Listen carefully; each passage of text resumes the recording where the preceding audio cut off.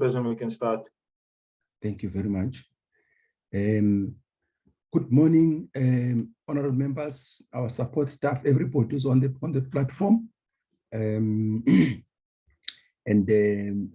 Good morning, Deputy Minister Boitumelo Moloi, leading the delegation of a compensation fund. As you know, today we are meeting to discuss issues around compensation fund. So the committee decided that they wanted to interact with the compensation fund. Welcome, Deputy Minister Moloi. Thank you, Chair and honorable members. Thank you so much. Darren, there is an agenda in front of us. Do we have any apologies? Yes, Chairperson, we received an apology from Mr. Mare. Mr. Sheikh Imam is in attendance, however, he indicated that he needs to leave the meeting early in order to see the doctor.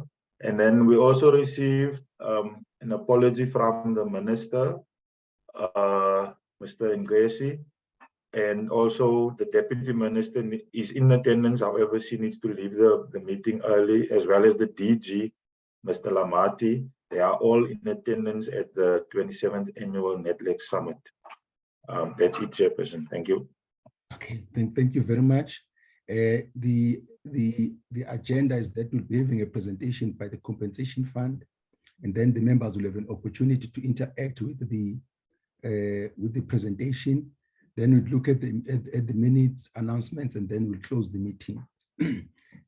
My apologies, my voice is a little bit compromised today, but I hope we'll be able to hear each other. We will give the compensation fund maximum 45 minutes to take us through what they do, what their challenges are. And as we said in our letter, the biggest concern at Deputy Minister is an organization like compensation fund when it gets adverse audit findings. But that will be part of the presentation. Deputy Minister will take the meeting to you. Then you'll decide with your team who speaks when. I'll only have the meeting back to me once you have finished with the compensation fund, which means it will be around 10 to 10 maximum. You don't need to take all the time, but the maximum before 10 to 10, then the meeting should come back to me. I mean 10 to 10 years. Deputy Minister, back to you. Thank you. Thank you, Honorable Chairperson, honorable members. Can you allow me not to show my face because I'm in transit? I run actually the risk of having been cut should I pass through an area where there is no connectivity. No problem. DM, that's fine. Continue. Can hear you. Thank you so much. As it's already announced that our minister is attending the 27th Annual NetLex Summit, I'm standing in for the minister, Honorable Chairperson. Allow me to acknowledge honorable members of school and all other members who might have joined. Ladies and gentlemen, Chair, Honorable Chairperson, my voice also has a problem because I'm having a bit of a flu.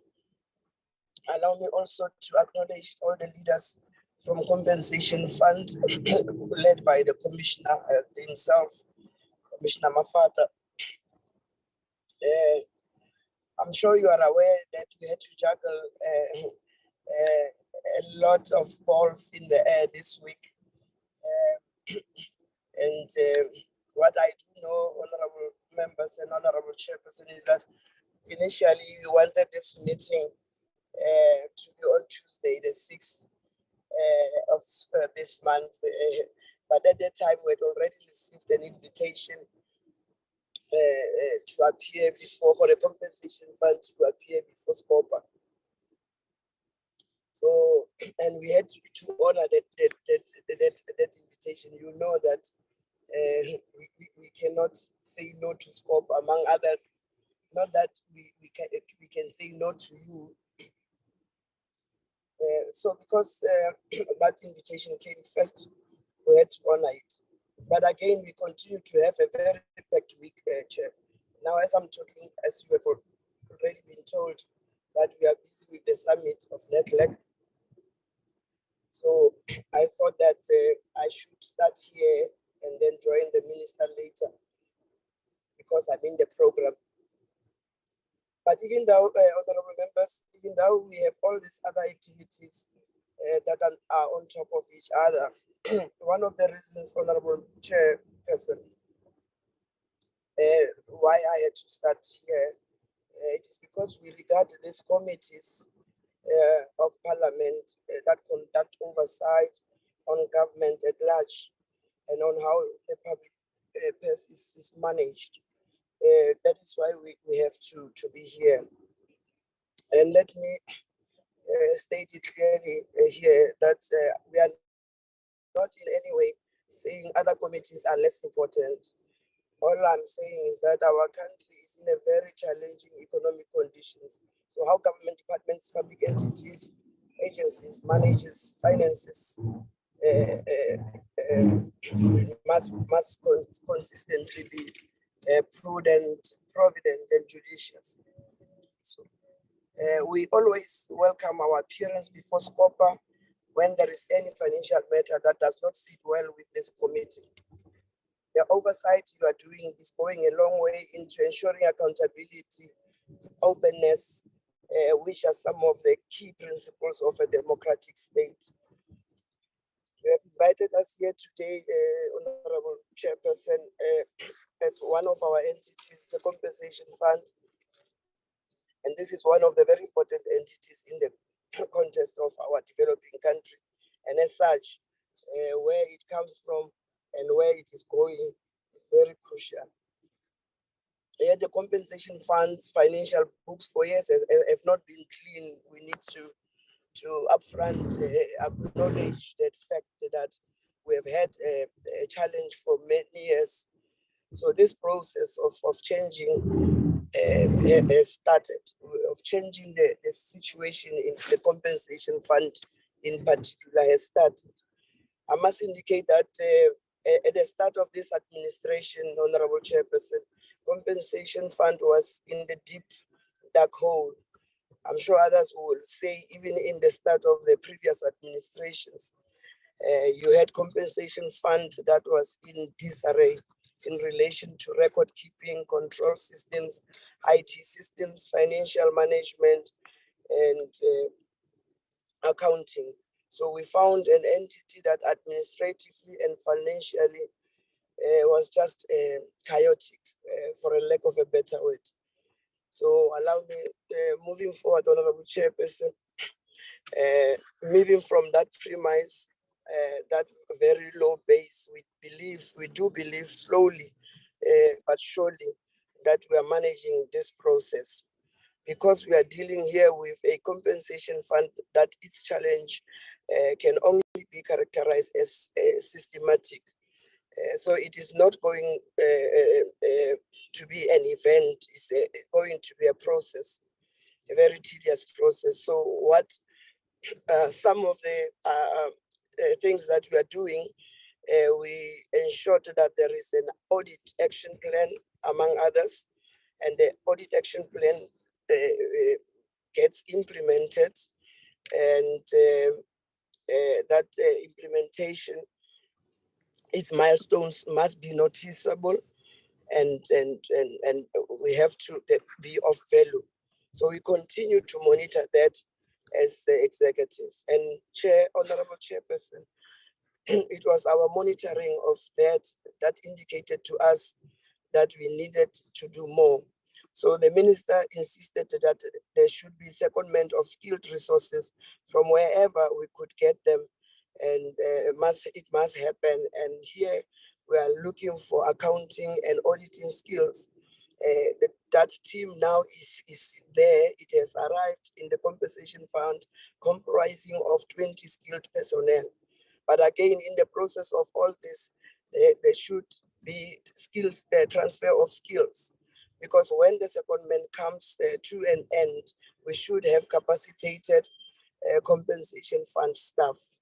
And our view in this regard is that an effective internal control and compliance environment ideal for clean audit monitoring, monitored and reviewed continuously will definitely take us at least closer to where we desperately need to be. It may even take us there, we hope, Honorable Chairperson and Honorable Members. As I've already indicated, we have the Network Summit that is currently running, and I have already apologized for our minister. I have now to apologize for myself, and that I also need to go to that other side and play a role that have been assigned to me.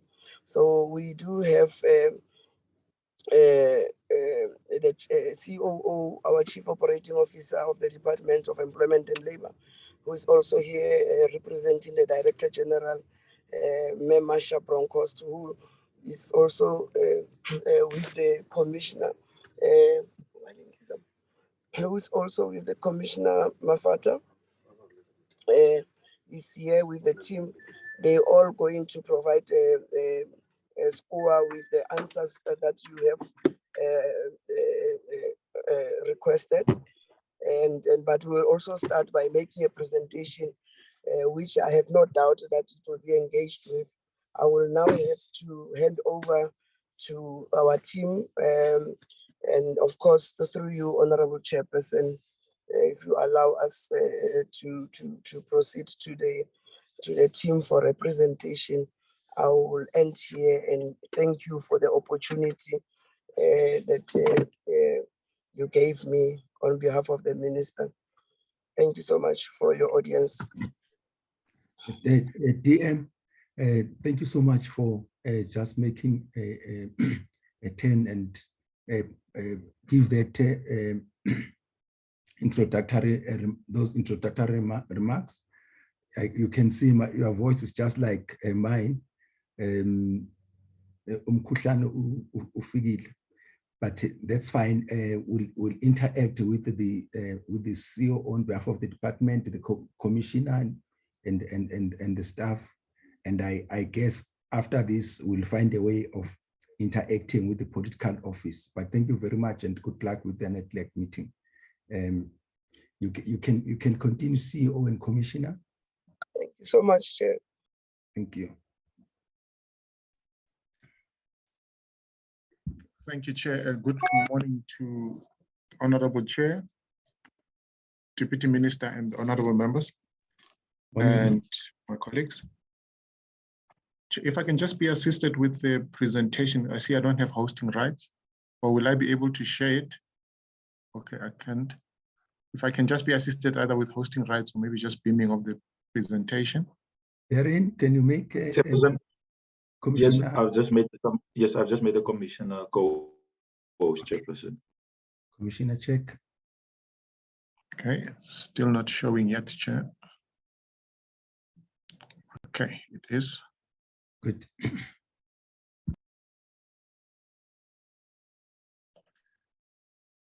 Thank you, Chair. Chair, I'll just be taking the Deputy Minister has highlighted some of the issues, the chronic issues that we've had with regards to our status of records, the control environment in the compensation fund, as well as the issues that have led to the audit disclaimers that the fund has had for a number of years. So in this presentation, it's just basically to take the committee through the issues that contribute to it, as well as the work that is being done in the department and in the fund to make sure that the matter is resolved. Chair, so basically I'll just give an update to the committee on the skills. The minister, the deputy minister spoke at a high level on the skills that we brought in as part of the implementation of the Clean Audit Action Plan, as well as some of the commitments that the minister had made to Parliament with regards to the turnaround of the compensation fund, the architecture review that is happening with regards to both the compensation fund and the UIF, which is part of the solutions towards addressing the root causes that led to the situation that the fund finds itself in with regards to the audit outcome.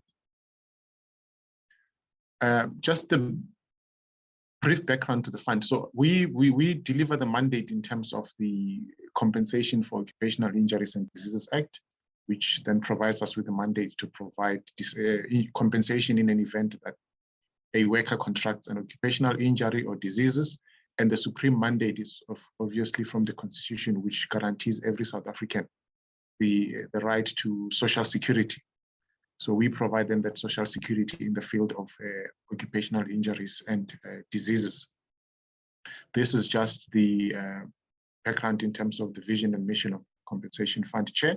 I will just take it as read. I will not take the committee through this, Chair. So from last appearances that the Minister, the Deputy Minister, the DG and ourselves have appeared before various committees of Parliament, there's been commitments that had been made with regards to the turnaround that is envisaged for the Compensation Fund. As I indicated, was the issue of secondment of skills within the Office of Chief Financial Officer, so that we can assist with the improvement of the audit outcomes. We also looked at the action plans that we needed to develop to address the root causes of internal control weaknesses, architecture review, as I've indicated. And also there was also a request that in certain areas, because of the instances of fraud that had been identified within claims, both medical claims as well as compensation injury claims, a request that we need to institute a wide forensic investigation into various areas of compensation fund so that we can deal with any instances of fraud or corruption that would have been identified in the investigations. So that basically those are the commitments that the Minister had made to the various committees, and at high level also touch on the progress that we've made with regards to the implementation of these commitments. With regards to bringing in of skills, so the Minister approved that we second skills from the private sector, skills with auditing and finance management background to augment the capacity that we had within our finance unit in the Office of the CFO, to assist us with implementation of some of the Clean Audit Action Plan initiatives, particularly those that relate to correction of prior errors, as well as improvements in record keeping. So these are some of the systemic issues that always the AG has always raised in our audit reports, which required a bit of specialized skills to be able to focus on it while the rest of the finance team focuses on the day-to-day operations of finance. So we have brought in about 20 resources from with highly skilled CAs and qualified accountants who are then working with the CFO to make sure that then we deal with this. So this slide just shows the details of the colleagues that we've brought on board that have been with us over the last 8 months. We also committed to developing an action plan. So particularly this action plan is focusing on about 3 areas at a high level. Right? The first area, which has been an area of concern by the AG, was that on our revenue side, that with the information that we have, we are unable to provide them with reliable, verifiable employer information relating to the revenue that we record on our systems. Employers submit return of earnings, and once they've submitted the returns, we assess them on those returns, and then they pay based on the assessment. The key argument from the AG has been that those earnings that are submitted by employers are not verified beforehand by the compensation fund, and as a result, they're unable to place reliance on them because we need to put in place measures to verify whether the information that the employers do submit to us is indeed accurate and complete, and so that it supports the figures that we show on our financial statements. Our processes and the legislation did not allow for such verification, but we have, as part of augmenting the controls, started the process of doing these verifications. With regards to medical benefits and medical claims, one of the issues that the AG has raised was around the fact that the previous systems that we've used in the fund, we failed to provide reliable data for audit and reporting purposes. And this was largely due to the way that the systems were configured and the fact that most of our systems were largely manual. So we then had to look at how do we then improve this particular situation. So also they're indicating that some of the claims that we've paid may have been fraudulent, as I indicated. And the last area was also around the investments. So the key issue here around investments was around the integrity and availability of supporting documentation, particularly with regards to our unlisted investments. So out of the total portfolio of investments that we have through the PIC, 10% of these are allocated towards job creation initiatives, investments in unlisted companies, with the objective of creating jobs. And then there is expectations for us to report on these in a specific way in terms of relevant accounting standards. And the AG was not happy with some of the available information that supports these investments, particularly around audited financial statements from these companies, the valuations that are done on the values of these companies. So those are the main three issues which the team has been seized with over the last 8 months, even before that, because we started implementing the action plan before we even brought the team on board. So the action plan, the DG approved an action plan which we developed last year, which was our third action plan. Our first action plan that we had around 2015 was around implementing basic functionalities that I think the DM spoke about, the state of the institution when the previous administration and the current administration took over. So one of the things that was done around 2015 was to develop an action plan, because we lacked even the basic finance functions and controls to be able to even produce credible management accounts, to produce financial statements, and some of the basic controls that are required and expected in finance. So the first action plan that we developed around 2015 was making sure that we put this in place and we ready our systems to be able to help us to be able to produce credible financial information, as well as to even be able to do our basic day-to-day functions in relation to implementation of our mandate. At the successful conclusion of that action plan, we then developed the second action plan, which was implemented from 2018.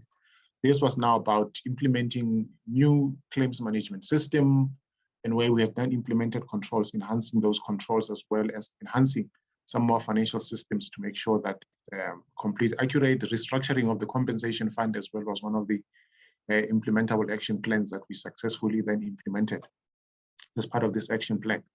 So in 2021, apologies, not 2022 as indicated on the slide, there was a need now to develop an action plan that solely focused not only on the, because previous action plans had been well-rounded, focusing both on the operations as well as the finance functions of the compensation fund. Having stabilized the operations of the fund, and now the fund operating as it should be in terms of its mandate, we needed to now focus on the audit outcomes and solely focus on the audit outcomes. And the clean audit action plan was then developed and approved on the 11th of August last year, which has been implemented. Part of the interventions of this action plan was to bring in the skills that we then brought on a few months later to then assist with the implementation and the rollout of this particular action plan. And it focuses along these areas: revenue, benefits, provisions for outstanding claims, payables, investments, the prior period errors, which is the key thing. So with the systems that we've implemented over the last 5 years, we have sought then to stabilize and improve the controls that we have in place. However, because the fund as a Schedule 3A public entity reports its financials on an accrual basis, so any activities and actions that have taken place in the past continue to influence the balances that we see in our balance sheet currently. So if we don't deal with those prior period issues, the issue of disclaimers is not something that will disappear. So the primary focus of the team now is on making sure that all these prior period errors that had been reported in the past and some of the discomforts that the AG had in the past, those are addressed so that it doesn't taint the improved control environment that we've implemented going forward. If I just jump from there. So now, as part of this implementation, so as I said, the Clean Audit Action Plan is there. We've implemented the Audit Action Plan, and we are currently in the process of implementing that.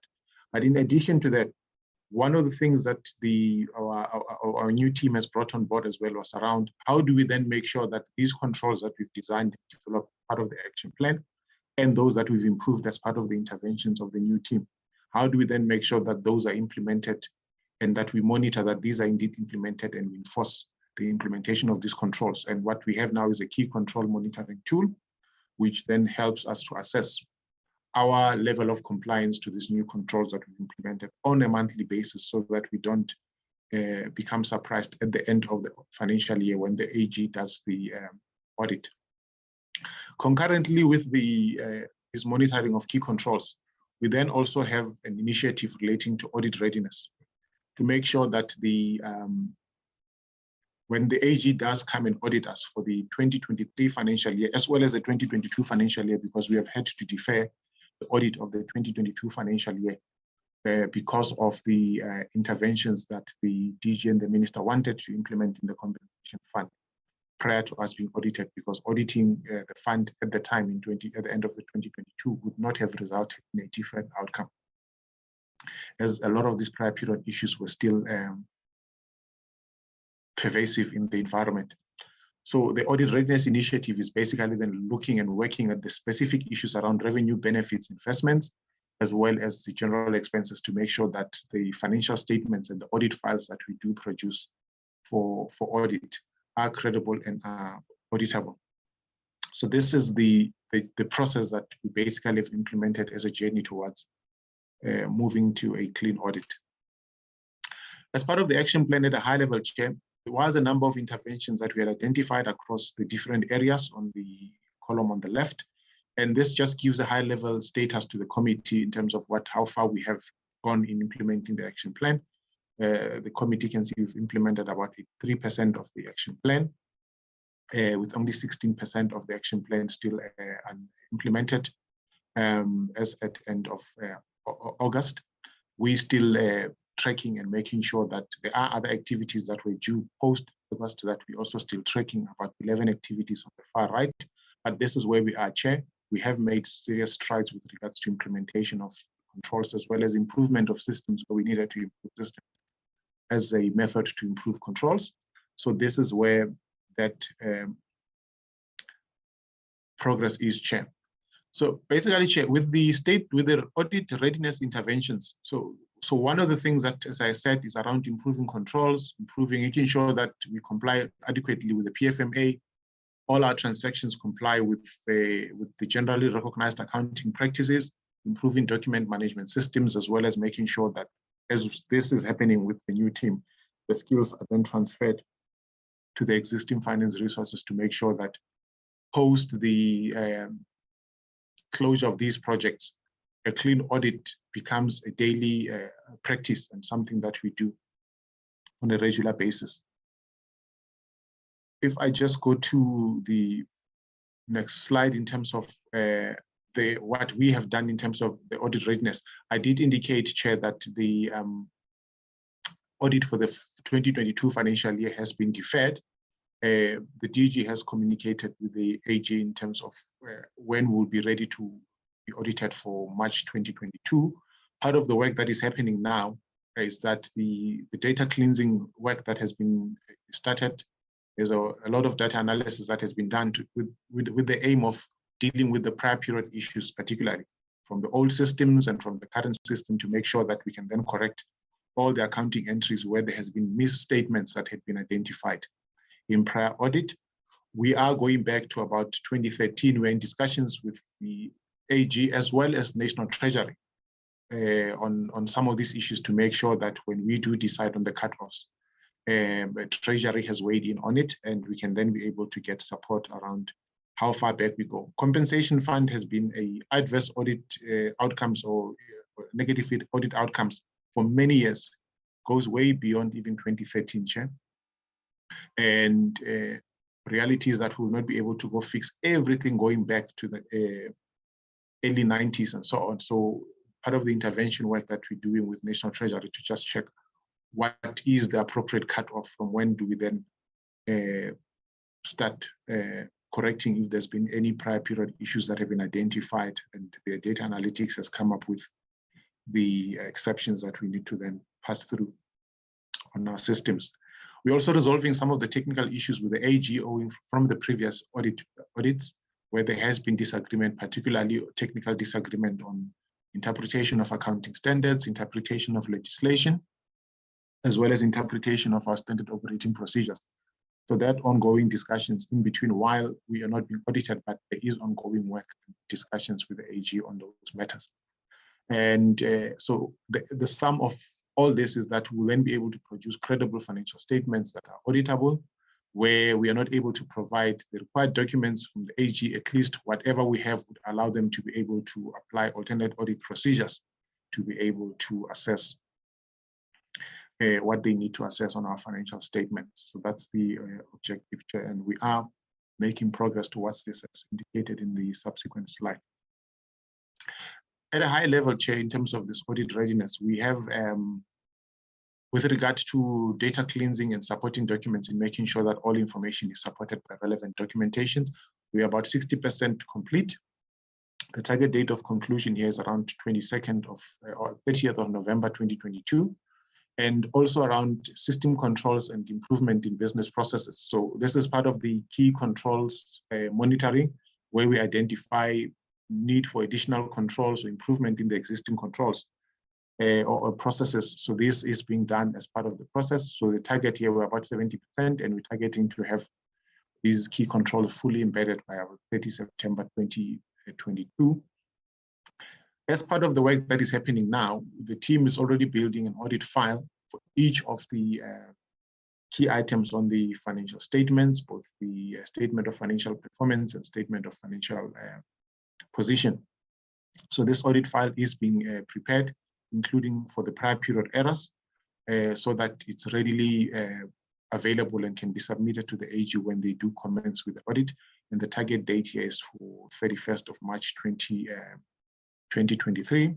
I did speak of some of the technical issues relating to interpretation of legislation, accounting standards, SOPs. So that work also with the AG is ongoing, and we're targeting to have completed these conclusions and discussions with the AG and with National Treasury by end of September this year. Chair, these subsequent slides then just go in detail in terms of the work that we've done around revenue and exchange. If I speak at a high level, Chair, so part of the issues here with regard to revenue and receivables has been the inability of the AG to verify whether the information that we're saying the employers have submitted to us is credible and is valid, because our processes and legislation allows for employers to submit their estimates and to submit their earnings, and not necessarily for us to go back and audit the earnings and verify the earnings. But one of the issues that has been raised by the AG is that how do you then know that the information that the employer submits to you is correct, complete, and accurate? So part of the engagements that we've done now is we're having engagements with AG on this particular matter, with the National Treasury rather, on this particular matter. However, we've also started implementing some compensating controls. We have started the process to, we've brought in a number of auditors who are now also going to go out and audit submitted returns of employers, to make sure. The reality though is that we will not be able to, we have over 700,000 registered employers, and at any given point in time, we have almost 300,000 of employers who submit returns during the filing season, who are active. And we will not be able to go and verify earnings for each and every one of the employers. Part of the work that we're doing with our auditors now is to try and sample and make sure that a large number of employers go through this particular audit so that we can verify that the information that we've recorded on our financial statements is indeed complete, accurate, and verifiable. And part of the other issues that the team has been working on around, because in the past, the fund had been unable to provide listings that supports the information that is on the financial statements. And this was a system design issue that had led to some of these findings. So one of the work that is happening with regard to dealing with the prior period errors is to be able to make sure that we collate this information and we have full reconciliations that supports each and every one of the figures that we've reported on our financial statements dating back from 2013 to current. And this is work that is ongoing. When we look at the pensions, as part of the functions of the compensation fund, once a worker has been injured, when we've accepted liability for a claim and a worker is injured beyond a specific percentage, that worker is entitled to a pension from the compensation fund in addition to the compensation that we've paid, as well as in addition to the healthcare costs that we've paid for that particular worker. So because we do pay these pensions, accounting standards then require us to be able to capitalize the future pensions that we're going to pay to this particular worker and keep those on our balance sheet as future liabilities. One of the issues that the AG had been uncomfortable about was that our systems were not configured in such a way that we're able to produce individualized, capitalized values of pensions for each and every one of the pensioners. What we relied on was an actuarial provision that was done at the end of the financial year. Our actuaries would then look through our data, come up with the valuation number that we then use on our balance sheet. However, the expectation from the AG was that we can see the number, but we want to see the individuals behind the number. So our systems weren't configured that way. With the new systems that we've implemented now, we have configured in such a way that we're able to see the values for each one. And there's work that is now happening to make sure that this information is complete, so that when we do get audited the 31st of March 2023, each number on the balance sheet can then be supported by individual claimants. Part of the issues had been also around the record keeping, where the listings that I spoke to about on the receivables, the same issues we've had on the payables, an inability to provide accurate listings due to also the inadequate configuration of our previous systems had been unable to allow for a one-on-one match between what happens in the sub-modules as well as what happens in the financial statements. So there is ongoing work as part of the data analytics to make sure that we get this match done. This is slightly more complex than what we have to do on the revenue side, but the team has been making progress toward making sure that by the end of March next year, we're able then to produce also those listings for each and every one of the benefits that we've paid over the last few years. Under provisions, Chair, so one of the things also that we have to provide for as part of the requirements of the accounting standards is for future liabilities out of claims that may either have occurred in the workplace and not reported, or occurred reported but have not been finalized by the fund. So we then have to do some provisions. So we also rely here on an actuarial provision that is done by actuaries to arrive at a number that we then need to disclose on our financial statement. However, I think to enhance this, the requirement has been to make sure that we break down this number as much as possible so that we can then pinpoint adequate listings for each of these support the balance that is on the income statement, on the balance sheet. So there is also work that is happening here. We're about 45%. The target completion is at the end of March. With investments, Chair, so one of the things that the AG had highlighted as a concern, which had been the fact that, for example, we expected in terms of the accounting standards for unlisted investments, because the PIC would nominate representatives to sit on the boards of these entities on their behalf. In terms of the GRAP standards, then this is seen as the PIC having some kind of a significant influence over the operations of the particular entity. And as a result, we then expected to record these investments as associates in the records of the compensation fund, or the financial statements of the compensation fund, meaning we then have to get their financial statements, consolidate them into our financial statements.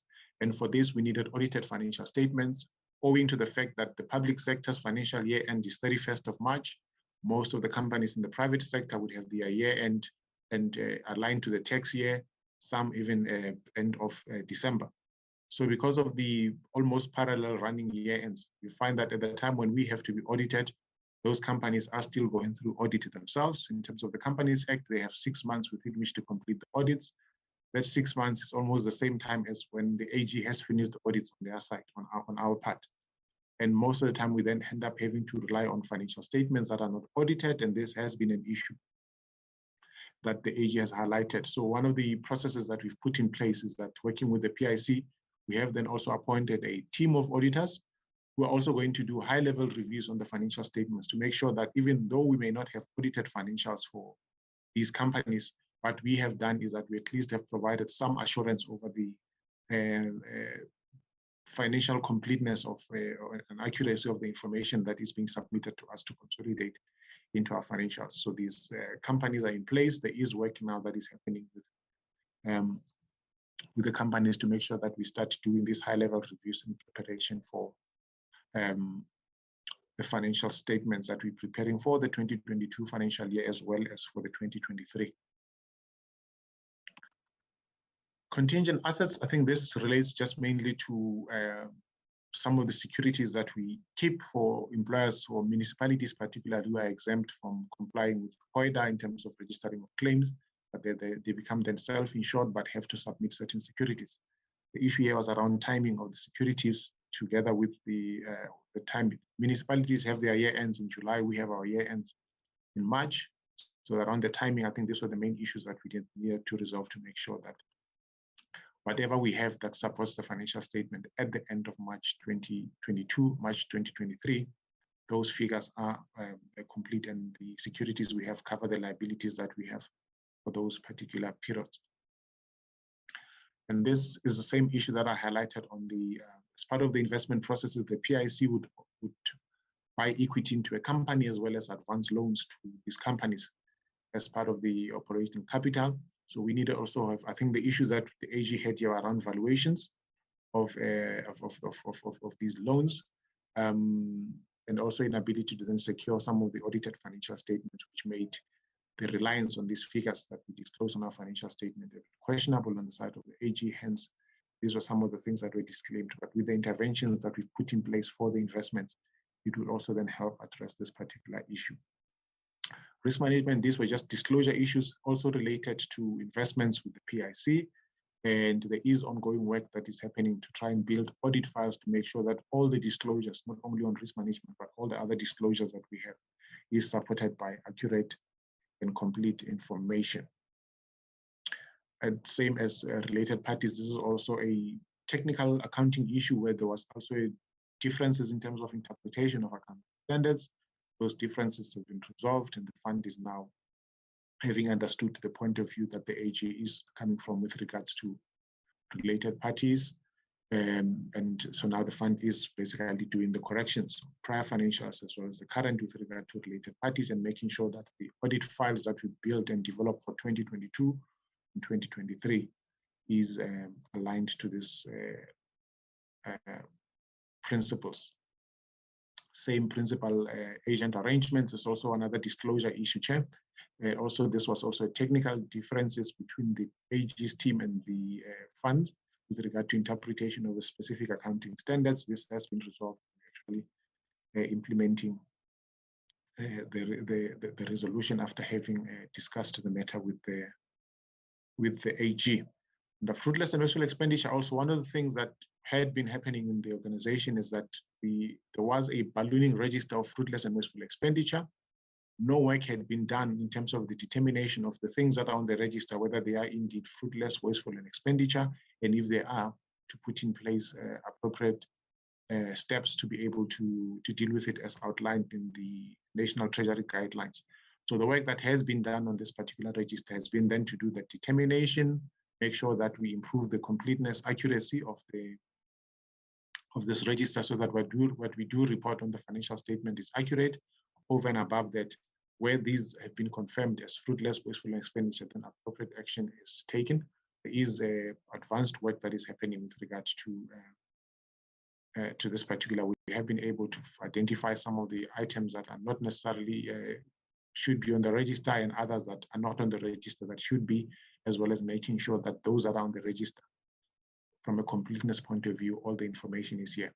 The big challenge here is that most of the things, particularly things that would have occurred in the past, because we have items on here that occurred in late 2000s, early 2000s, and so on, that have no supporting documentation with no understanding of what is the basis for it having been on the register in the first place. But we have been in contact with and in discussions also with National Treasury. They've been helping us with the cleanup of some of these items, as well as how we can actually deal with them if there is no information that supports whether this is indeed a fruitless, wasteful, or expenditure or irregular expenditure or not. This just outlines the rest of the plan between now and end of March to make sure that by end of March next year, the financial statements that we then produce is credible. Chair, I've spoken about the data analytics work that is happening with regards to I'm mindful that I have 5 minutes left, Chair. So the data analytics that we spoke about earlier on. So this is just highlighting the work that has been done, some of the preliminary findings. It is part of, it's still an ongoing work. All the exceptions that we've identified are now being investigated by the teams so that we can look at whether some of the exemptions are indeed valid, and those that are invalid are the ones that will then form part of the prior period corrections that we need to do in those financial years where these have been identified. But this is an ongoing discussion and work now that the analysis has been done. I spoke to the iTrack tool that we're using now to monitor controls, but we use the same also to then monitor also the previous audit findings that we had from the AG, the implementation of the controls and the improvements in those findings. All that is monitored through this iTrack tool. The minister also did commit to saying this, part of the root causes, the deep-seated root causes of the challenges that you find with the compensation fund, and similarly with the unemployment insurance fund, is the way that the organizations are structured. So these organizations are Schedule 3A public entities, but in function and in operation, they're sort of like pseudo public 3A public entities and also pseudo government components in terms of how they are structured functionally.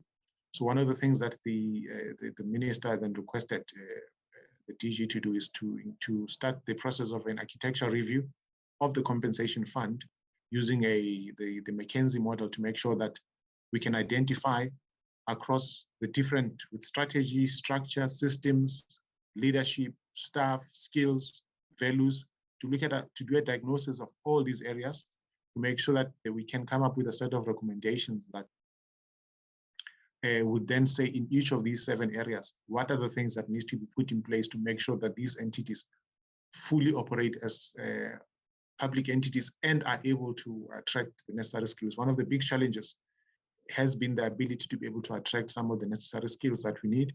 The compensation fund is a medical aid, a pension fund, an insurance company, all in one.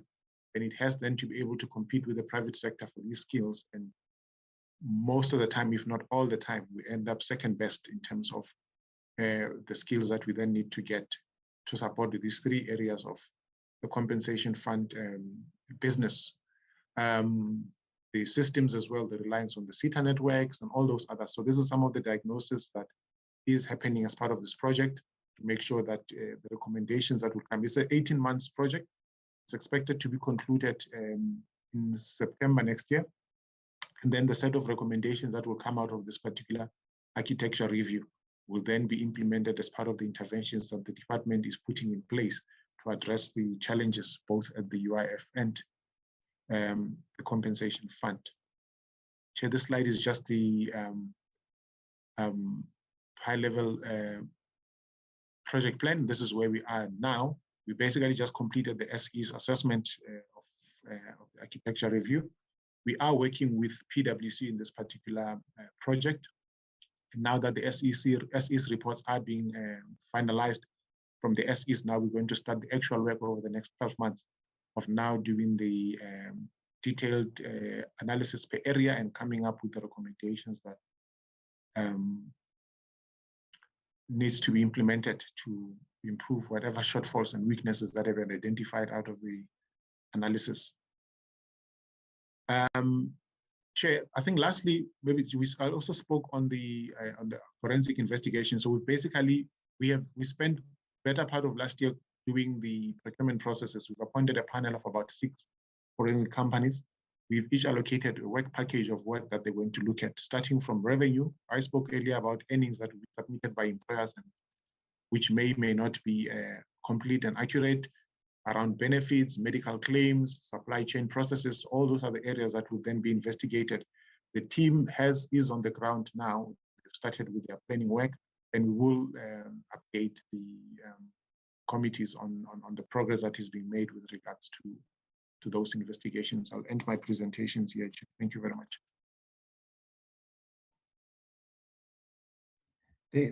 Thank you, Commissioner. Honorable members, here's the presentation coming from the compensation fund. Can I have indications, how we do it, of the honorable members who would like to have comments, questions on the presentation? Let's get to the names, honorable members. Matafa. Honorable Matafa. Direct instructions given by the VP. Peters. Honorable Peters, hello, can we please mute except for people who are talking? It's Honorable Peters, thank you. It's next. Honorable Peters, honorable members, who else? I've got Honorable Matafa, Honorable Peters. Kaiso. Honorable Kaiso. Honorable members. Honorable members. Anybody else? Honorable Matafa. I will make a comment, Chair. I will make a comment. Honorable Mlinzana, thank you. I thought I heard your voice. That's why I kept on saying, because I heard that you wanted to say something, and I was just wondering whether perhaps you have moved from the spot that we know you are always at Mosema Tatiel. Okay. Honorable Matafa, please break the ice from my side. Thank you very much, Chair. Good morning, Chair. Good morning, Team Compensation House. Chair, I request to keep my video off. I kept on being kicked out of the meeting due to poor connectivity. Perfect. Thank you, Chair. Let me start first by... Just a second, Mataf. Honorable members, can I request that you all mute your gadgets? We don't want to hear your private conversations. Thank you. Honorable Matafa. Thank you very much, Chair. No, I was in the process of thanking the presentation, and indeed it is really assisting. Thank you very much, Mr. Mafata. Chair, I only have 3 questions. The first one is on the repeated findings. Normally, the AG will review compliance, but not so much on performance. Now, the question that I have is that in light of these repeated disclaimer findings, has the Compensation House been in a position to fulfill its mandate of providing the social security that all injured and deceased employees are covered for, and as it is established to do? The second one, Chair, is just on budgetary implications. We take note that there has been an approval to second people from outside, from the private sector, to assist with critical skills. My question there is to find out if there is budget allocation for this particular in-source skills, and if there is an allocation, how were these funds identified and sourced from the budget that has been allocated to the compensation fund? The other one, coupled to that, Chair, of the budget, is on the audit action plan. What are the cost implications of the plan, if any? And if there are, also again, where would the funds for that particular activity be sourced? And the last one, Chair, it's also on the audit action plan. Is there a particular time frame which has been set with clear indicators as far as how you're going to measure the interventions to be able to say that indeed you are moving in the right direction, so that should it require an intervention in between the duration of the action plan, you are able to respond accordingly? Chair, I will pause there, but once again, thank you for the presentation. It's really assisting in our oversight work. Thank you for the opportunity to participate. Thank you, Honorable Matafa. Honorable Peters, please come in.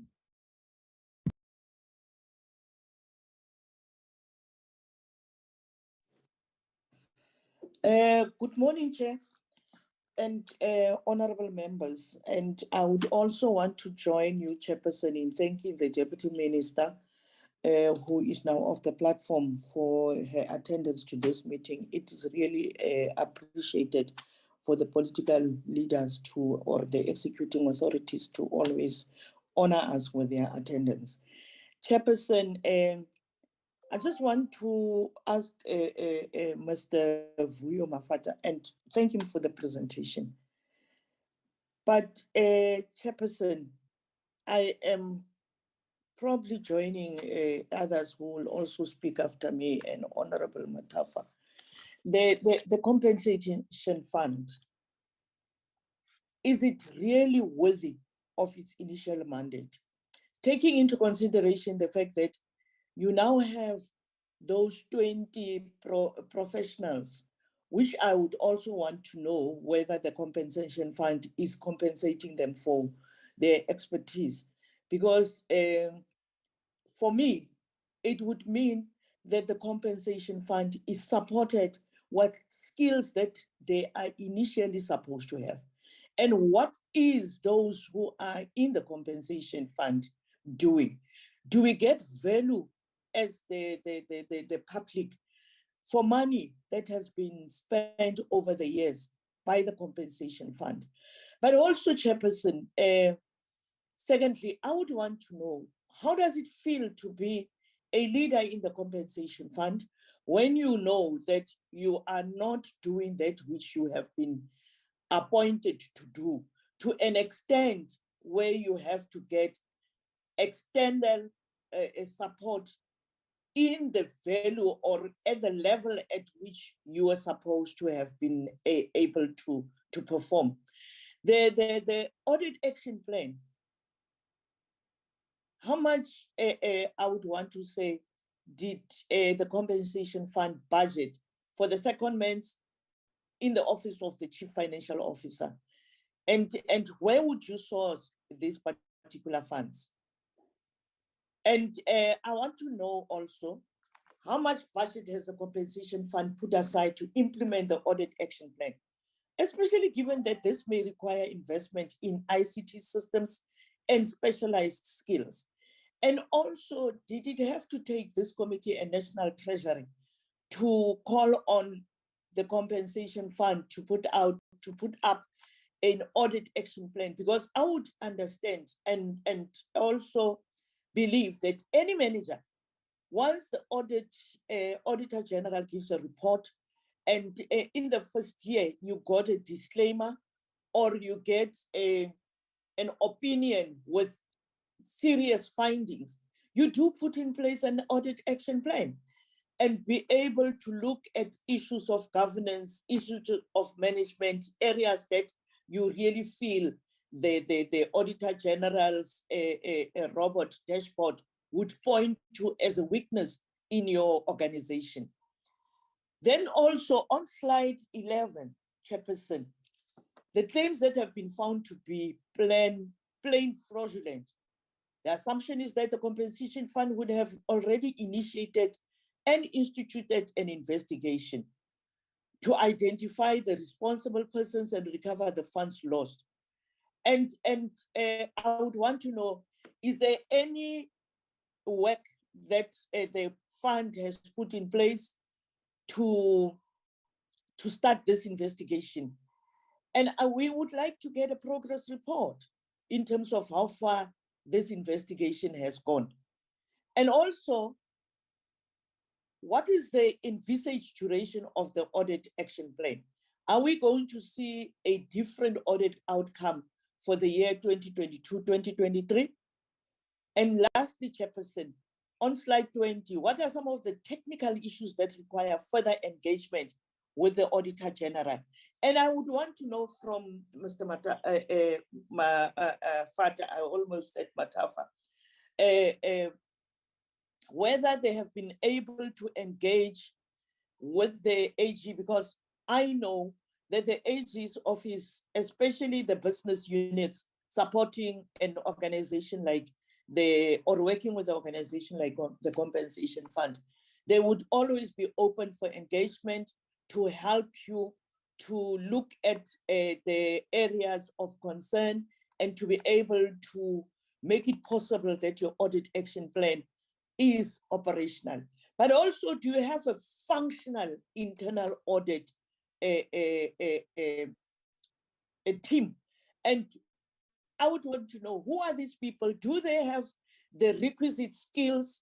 And have they been able to give the compensation fund value for money? And I'm sure the Chairperson would have said to you in the beginning that our main mandate as this committee is to follow the ranks and cents that have been appropriated to support the department like labor and employment, which then is your main shareholder department, and also to follow the money with the compensation fund. But lastly, Chairperson, I know this is the last one. Is the compensation fund able to give us, probably in writing, an indication of the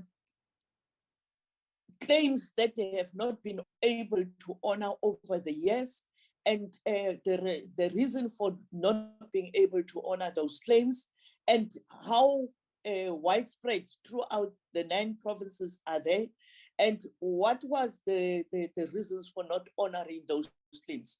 We know that there are people who were injured during the times of working in the mines, and also those who are still getting injured right now while still in the employ. And also now that the compensation fund has opened up for domestic employers to register their employees, what has been the uptake for domestics to be registered on the compensation fund? And has there been any claim that the compensation fund honored or declined? Thank you, Chairperson, and I'm sorry for the video that is not working, but also thank you very much for giving me this opportunity, and I will listen on because I'm also part of another meeting. Thank you, Chair. Thank you, Honorable Peters. Thank you for multi-skilling. We know you are deployed in many places. Can I have Honorable Kaiso coming in, please? Yes, thank you very much, Honorable Chair. I'm not sure what's happening with my video here.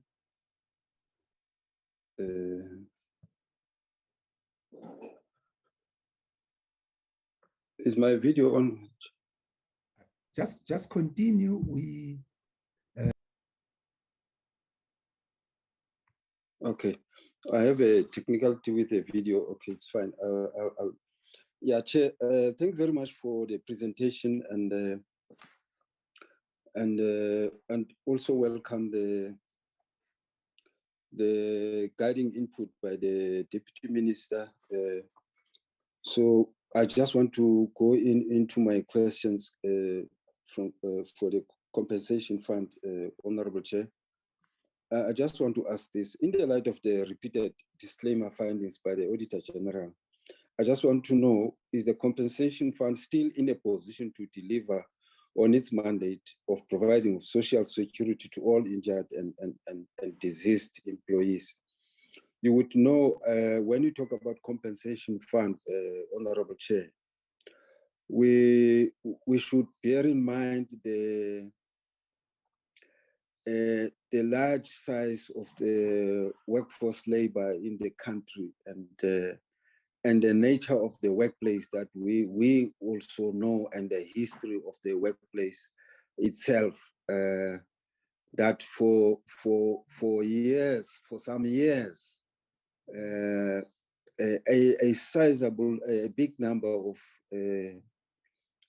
of workers have been, affected in as far as, the nature of the workplace, which resulted in them being injured or,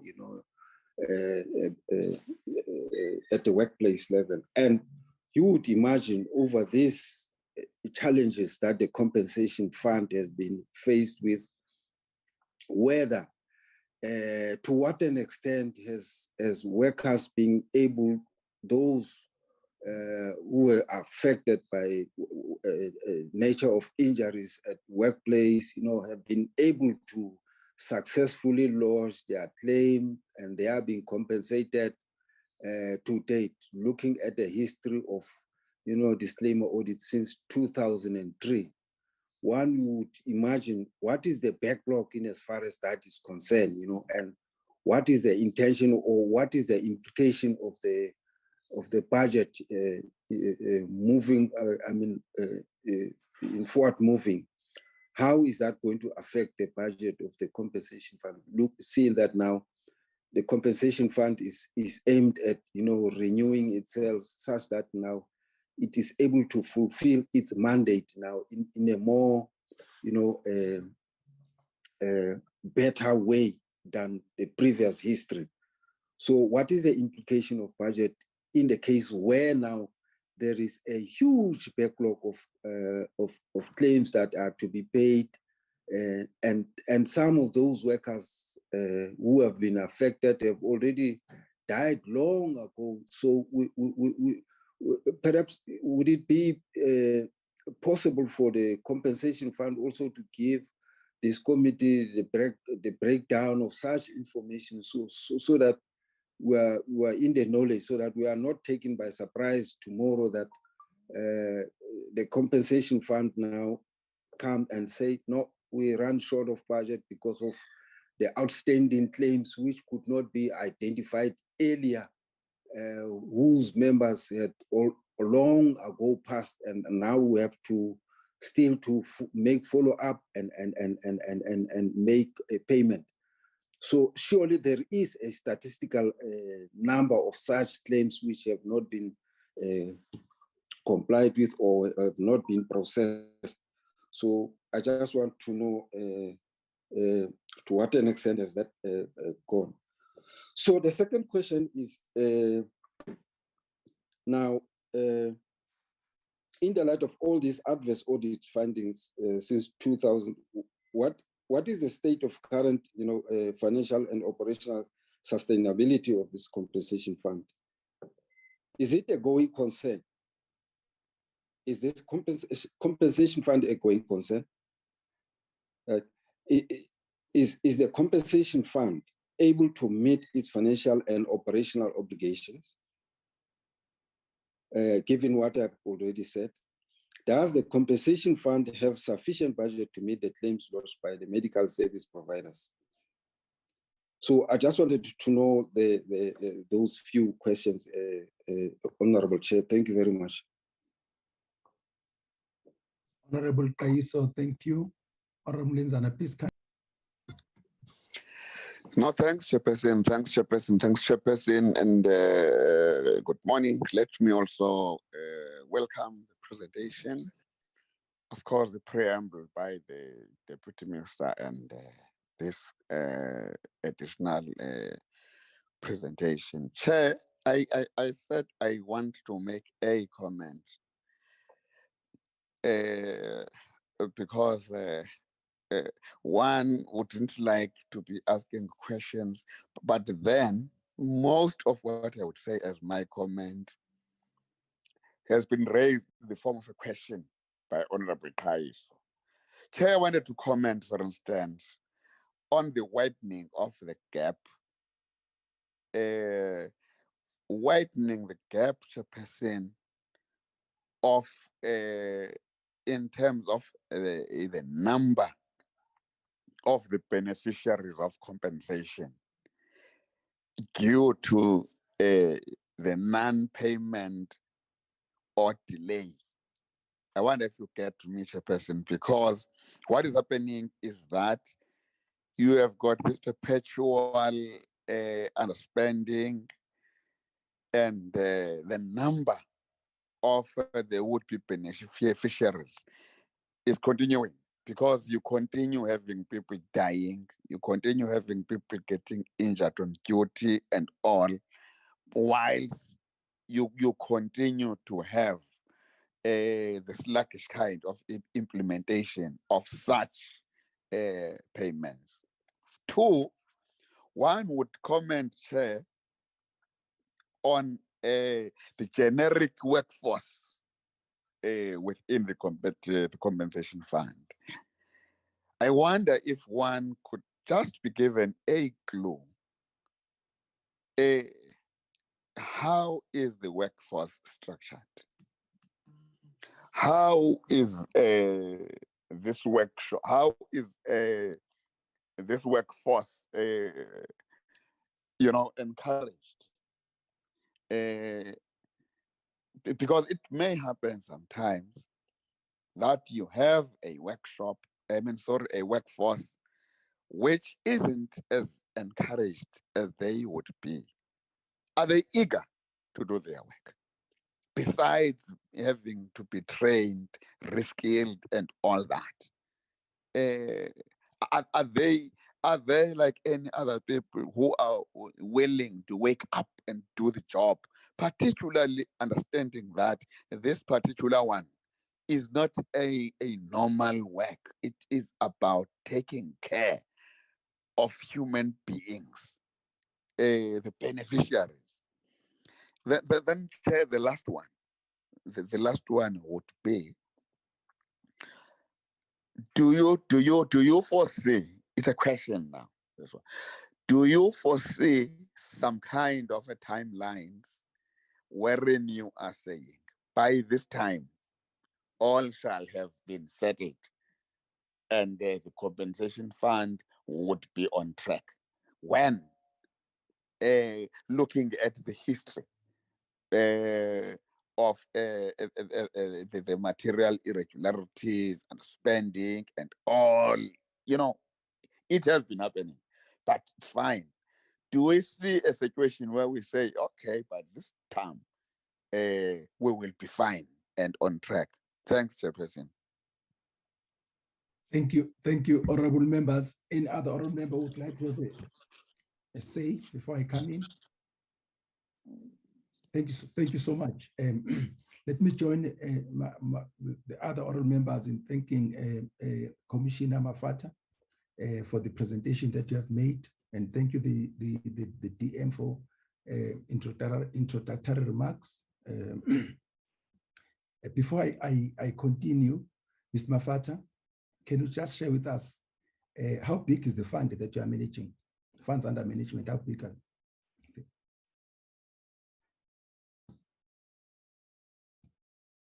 Should I respond to that, my Chair? Commissioner Mafata, I said, how big is the fund that you are managing?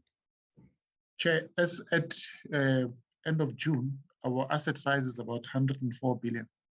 Okay. Thank you. So it means a fund which is 104 billion rand for so many years has been receiving disclaimers and so on. I don't think that's acceptable. I think we should register that.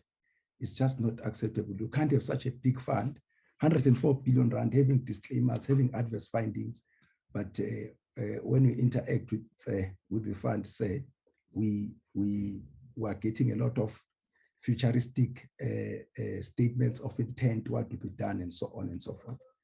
That's one comment that I want to make. Number two, all members, we need to have a proper meeting with the political heads of this organization, with the AG, with the fund, and deal with these things. I've been sitting here listening to the presentation. What has been presented, for instance, what's going to happen in auditing and so on and so forth. I didn't have had any time of getting to the strategic issues. The things that the commissioner was talking about here are the things which, in my dictionary, are things which should, in any organization, in any case, should be happening. So I hear about secondment. Why is the fund not appointing people?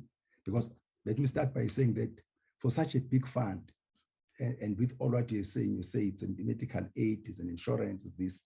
For me, I would imagine that people that we appoint there are people who have got necessary skills, who are going to be able to do all these things, especially because you yourself, Commissioner, are saying you need to do this, you need to do this. So you need the best of the best to manage an over 104 billion rand fund. So I think the first thing that we think we need to deal with is the question of you see, you are talking about people who are being seconded. You don't need people who are seconded in this thing. It's huge, and it's got such an important role to play in our society. So the question is, why are we not appointing permanent people? Because the fund is not going to be decreasing, it's going to be getting bigger and bigger. and looking at the enormity of the challenges in this, you need people who are permanent, who are properly skilled to do that, who are able to do their work. We can't depend on secondment. So it's one of the things that, why do you think you need people who are going to be seconded to do these things? Two, I hear the commissioner here who are dealing with, in my dictionary where I come from, these things should be happening in any case in the CFO's office. You can't have here sitting down and listening to the plans about auditing. All these things are going to be as things which in the normal running of the business should be happening in any case. Now, can we have a precise, since when have the fund had adverse audit findings? That's one. And of those adverse findings, since when have you been having disclaimers? A disclaimer is when the AG says, I don't have an opinion. So if the AG doesn't have an opinion, can't even have an opinion on this thing, I wonder how the minister can have an opinion, how we as the committee can have an opinion. So I just want to check that. And listening to the commissioner, it looks like one, for instance, they failed to submit the annual financial statements on time. Therefore, they have not been audited. But listening to what it says, it looks like again we are going to have another adverse finding on in this organization, and that's not acceptable. If I may check, do you think you'll have to answer? Do you think that the IT system that we are using is fit for purpose to deal with this? It's quite a complicated organization, as we are saying. Related to that, can you share the governance structure of compensation fund? Just deal with that, and especially the what do you have as risk management things in the fund, to give you some form of assurances what's happening. That talks to what Honorable Peters was saying. Do you have an internal audit function? Is it performed? Who's doing it? How do you respond to that? Perhaps related to that, the governance structure. If you look at the fund, do you think that, obviously that's very subjective, a commission. Do you think that the structure that we're having, which is managing the fund, do you think it's proper, it's fit for the purpose that is supposed to overlook the funds of about 104 billion rand? I'll tell you where I'm coming from. You know that PIC had to be corporatized at some stage, and then where it has got its board, it's got its committees, and so on and so forth. Don't you think that's the route that perhaps we should be going? I do have my opinion, and I think we'll share again with the political office, but I'd just like to hear you. What it's your take on that? Another question, your database, especially around the returns that you get from the employers. How does your database compare, for instance, with the database of UIF? How does it compare with the database of SARS? I heard you talking about 300,000 companies making returns. And if I'm not mistaken, out of 700,000 registered. So what's happening here? Aren't we having leakages? And how much money are we losing there by not having 700,000 registered companies making returns to the compensation fund? So the question is, how does your database compare with other institutions which deal with these companies? I'm just trying to say, aren't we losing money there? Are these companies not getting away with murder? Aren't they committing some criminal activity by not making the necessary submissions? If they are, what are the initiatives? What are you doing, for instance, to make sure that people are compliant with the legislative requirements?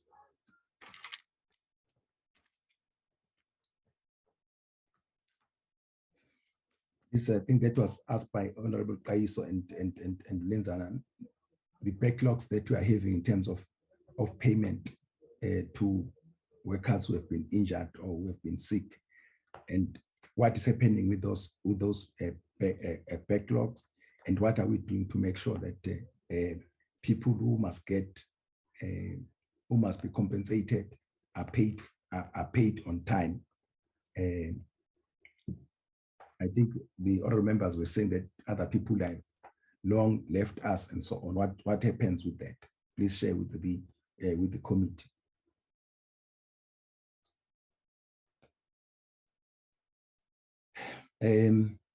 I've said this one, that we haven't dealt with strategic issues. We, by and large, the better part of the presentation was about audit plans and so on. And I don't think this committee, that's what, because at the end of the day, the fact that your books are proper and so on, it's a means to an end. The end is here to see the impact of the organization on the people who are supposed to benefit from them. So I think which is more strategic for us.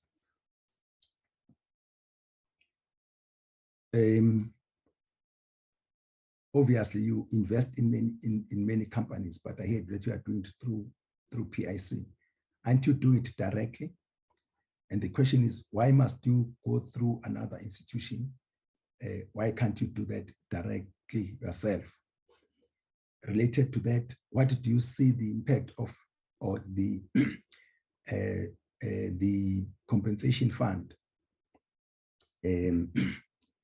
How do you contribute to economic reconstruction and recovery plan? How do you contribute to economic inclusion? How do you contribute to Black economic empowerment?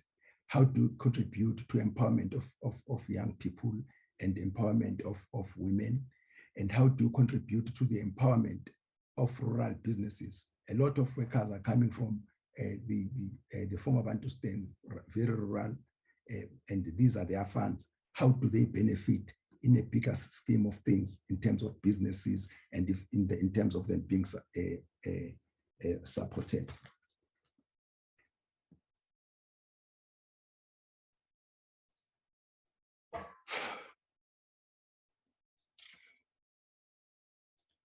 I think let me leave it at that. I think I'll make my comments at the end.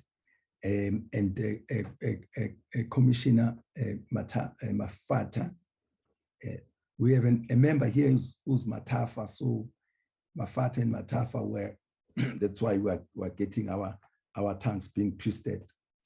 We'll make our comments at the end of your response, and to say to you, if there are questions that you can't answer now, please don't give us convenient questions. Just be saying, no, I think I'll come back to the committee with the answers to the following questions. Commissioner Mafata, please respond to the issues that have been raised by the members of the committee. Thank you very much. Thank you, Chair. I will respond to the questions, Chair, and my colleagues. I'll prompt my colleagues to respond to some areas where I've covered issues. But we will also submit a detailed performance report. We do have a performance report from the fund over the last 7 years. We will just augment it with some of the information that has been asked that is not in that report, and submit that to the committee. And Chair, I have often been referred to as so I understand. Chair. So, Chair, so to start with Honorable Matafa's question on whether are we able to fulfill our mandate. So, Chair, I think that without doubt, the compensation fund has been able to fulfill its mandate. If we look at the performance of the compensation fund, we just look at the last 7 years, we have been able to register claims. Almost 905,000 claims have been registered in the compensation fund from 2015 up to end of March 2022. And if we look at how much of those claims we have paid almost about, in medical benefits alone, what we've paid to healthcare providers for treating injured workers over the last 7 years, or so 5 years, sorry, it's about 12.6 billion rands that has been paid. What we've paid in compensation benefits and pension benefits to our to the injured workers themselves has been close to about 6.4 billion rands that has been paid. This will be contained in the report that we'll submit to the committee. So all in all, over the last 5 years, we've paid about 19.2 billion in benefits that the compensation fund has paid. So we have come a long way as a compensation fund. We know that there's a history of the fund. There's a time when the fund was chronically non-functional, and the histories of backlogs, unpaid claims, unprocessed claims was an order of the day. Over the last 6 years, the various action plans that we've put in place have helped us to be able to put in place systems, admin processes, as well as bringing in the relevant skills to be able to make the functions of the compensation fund operational so that the compensation fund fulfills its mandate, Chair. With regards to the budgetary implications of for action plan as well as for the resources. So the compensation fund is funded from the levies that the employers contribute on an annual basis. And as part of the budget that we submit to the minister annually, we include also the cost of or budget for services that we may procure to augment the capacity that we have in the fund. So with regards to the seconded resources, for example, there was I think a budget allocation of about 22 million that we've put aside for these resources.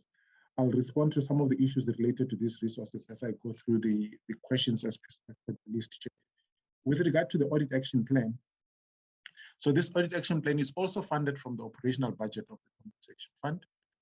The main cost items related, because a lot of the issues in the action plan had been about developing controls, implementing those controls, and monitoring those controls. A large of it had to do with the personnel of the fund basically designing and implementing controls. However, there has been some areas, particularly when it comes to design, we then have to enable those through technology. So a large number of it had been on the technology side in terms of the enhancements of our existing systems, as well as the development of functionality where we didn't have such functionality, as well as I spoke to on the issue of revenue and the auditing of revenue by employers. So we have had to make an allocation for appointment of a panel of service providers that would then do the audit on employers as they submit their returns or earnings. So that's mainly the allocation that we have provided. And also that is being funded from the MTF budget of the compensation fund as approved by the minister. Going to Honorable Peters, there was a question on the time frame. So the action plan, so the last date of implementation of some of the actions on our action plan is March 2024. We have developed an action plan in such a way that we're able to realize specific milestones. So the target is that for the year ending March 2023, the audit outcome should be different, Chair. The objective of the DG and the minister is that even for the 2022, when we do get audited, I think that's the reason why, for example, we've delayed the audit to allow for all these processes to be put in place.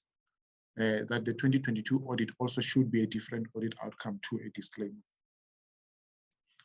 And so the progress that I was making today was just showing the progress that we're making towards that particular reality. Going to Honorable Peters' questions.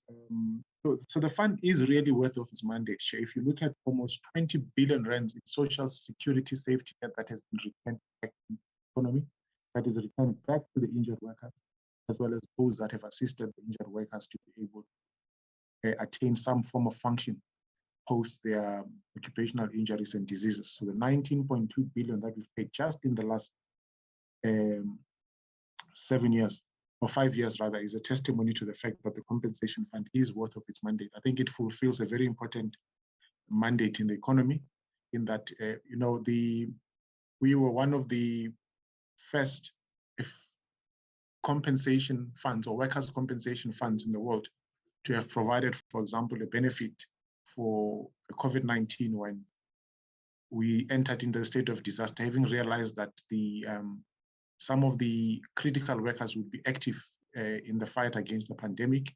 And also as the economy was opened up, knowing that workers are going back to work, we were able to provide, for example, a workplace acquired COVID-19 benefit to those that suffer and acquire this in the workplace.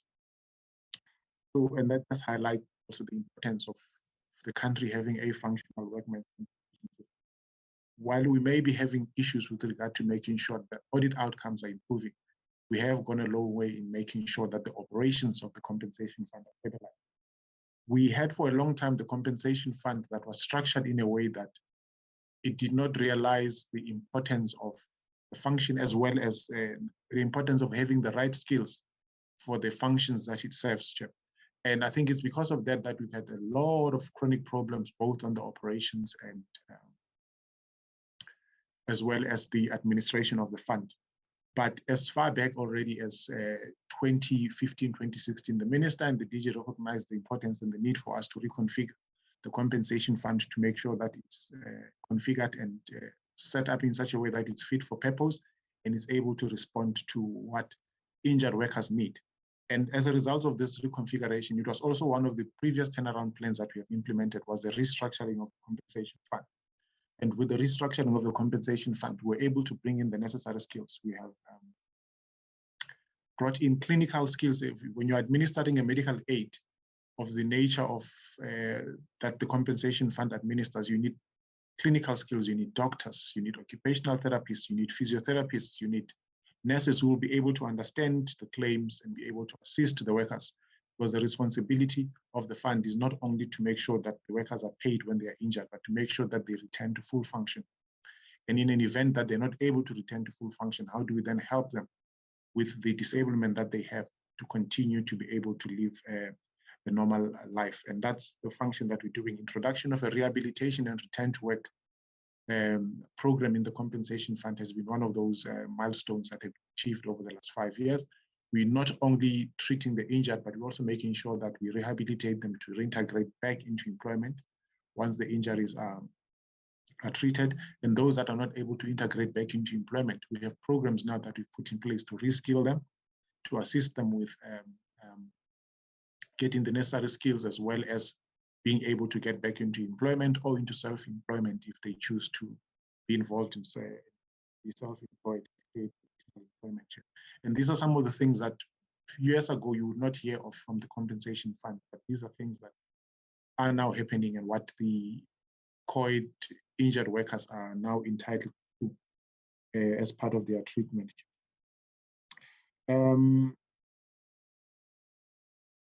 Chair, I think also another Peters was just asking a question, how does it feel like to be a leader in the compensation fund with the problems that we have? Chair, it doesn't feel good for the compensation fund to be where it is, Chair. However, the compensation fund is where it is now, but it's not where it was a few years ago. There has been major improvements that have been realized with regards to the compensation fund. I've highlighted some of the things that have been done. We're currently in the process of amending the legislation. It's now before the National Assembly, where we improving benefits, we're introducing formally now the rehabilitation and return to work as a core function of the compensation fund to make sure that workers, once they are injured, they're treated adequately such that they're able to get back into employment and able to continue to fulfill an important role in growing the economy of South Africa. So, Chair, going to the issues around the investigations that have identified. So as part of our ongoing work, we do come across from time to time fraudulent activities, either on the part of the medical providers, the claimants themselves, or even outside parties who would prey on the on beneficiaries and fraudulently access benefits of our beneficiaries. So we do have, as part of the restructuring that we did in 2016, 2017, we have established an anti-corruption and integrity management unit focused specifically on making sure that where we've not been able to prevent fraudulent activities, that the investigations do take place, and those that have been identified are brought to account. And also, they also play a proactive role of advocating for ethical conduct and making sure that we implement programs in the compensation fund that makes the staff aware that fraud and unethical conduct has no room in the compensation fund, as well as making sure that we also educate our beneficiaries on key indicators of fraud and things that they need to be able to report to us if they identify any of those, Chair. And there has been a lot of work that has been, we have a number of cases, Chair, that are before the Commercial Crimes Unit at the SAPS. We have cases that are before the Hawks, cases that are before courts, and people that have been convicted, in fact, also for some of the fraudulent conduct, Chair. So that information is available as part of the information that we need to the committee on that we've done so far and the status of where these cases are as well. The technical issues that we've had to discuss with the AG that are requiring engagement. So, Chair, so the AG has been quite cooperative and helpful with regards to the engagements that we've been having on some of these technical issues where there's a disagreement in terms of interpretation and understanding of the environment. And this is an ongoing work that we're doing with the AG going forward. But I think the key issues, Chair, that have been the key source of for disagreement and interpretation. Number one, I spoke about the issue of verification of employers' earnings, the need to verify all employers' earnings as they submit to the fund, and all those processes related to how we then verify it. The second part has been also around the claims process. So as part of the efficiency that we wanted to bring into the compensation fund, what led to the chronic dysfunction of the compensation fund in the past was because all our processes were manual. So employers had to submit paper to the compensation fund to have claims registered and adjudicated. And on an annual basis, we receive on average about 150 to 200,000 claims. And we then also have medical invoices or medical claims that are submitted by doctors and healthcare practitioners at healthcare institutions. Now, these are, we receive almost 8 million claims a year from healthcare practitioners. So all these were coming in manually. And these are some of the things that had caused the chronic dysfunction and also led to some of the issues that the AG had raised around inability to support financial statements with credible information and so on. So part of the efficiencies that were brought in 2014, for example, we brought in an online platform for employers to be able to register their claims online, medical practitioners to submit claims online, and all other claim information to be submitted online. So part of the key disagreements around here has been, for example, that the Auditor General will still be expecting us to produce a physical invoice for a medical practitioner when the medical practitioner has actually submitted it through electronically through the IT protocols that we've provided to them to submit this information in a secure way. Claims, for example, the same thing, accident reports that are meant to be submitted by practitioners, employers' reports, all those are then submitted by the employers online, and the expectation was for the physical documents as we were in the past. So there has been some of the control concerns that the AG has raised around the processes that we then need to look at. And we looked at some of those when we developed the new system that we've been implementing since 2019. And however, some of the issues relating to the disagreements on how that information is coming through with the AG have been persistent. And those are the things that we've actually been discussing with the AG to date. Because the future is electronic and there is no expectation on the side of the fund to go back to any paper-based transacting, and because that in itself is inefficient, also is counter to sustainability or the environment that we're trying to build as a country. The functionality, so we have a capable internal audit team in the fund, such that even the AG of late has actually been relying on the work that the internal audit has done as part of their audit processes. part of the improvements that we've made in the control environment, systems that we've implemented, have been informed by some of the findings and the recommendations that internal audit has made on the weaknesses that they found in our business processes, in our systems that we were using. So when we're developing new systems and even enhancing the existing systems, we then had to take into account the recommendations that have been made by internal audit. So we are definitely getting value for money. The big issues still continues to be prior period issues where some of this requires a long process to be able to just and get them resolved. So if we look at in terms of the claims that we've not been able to honor. So when we looked at the claims that are currently in our system,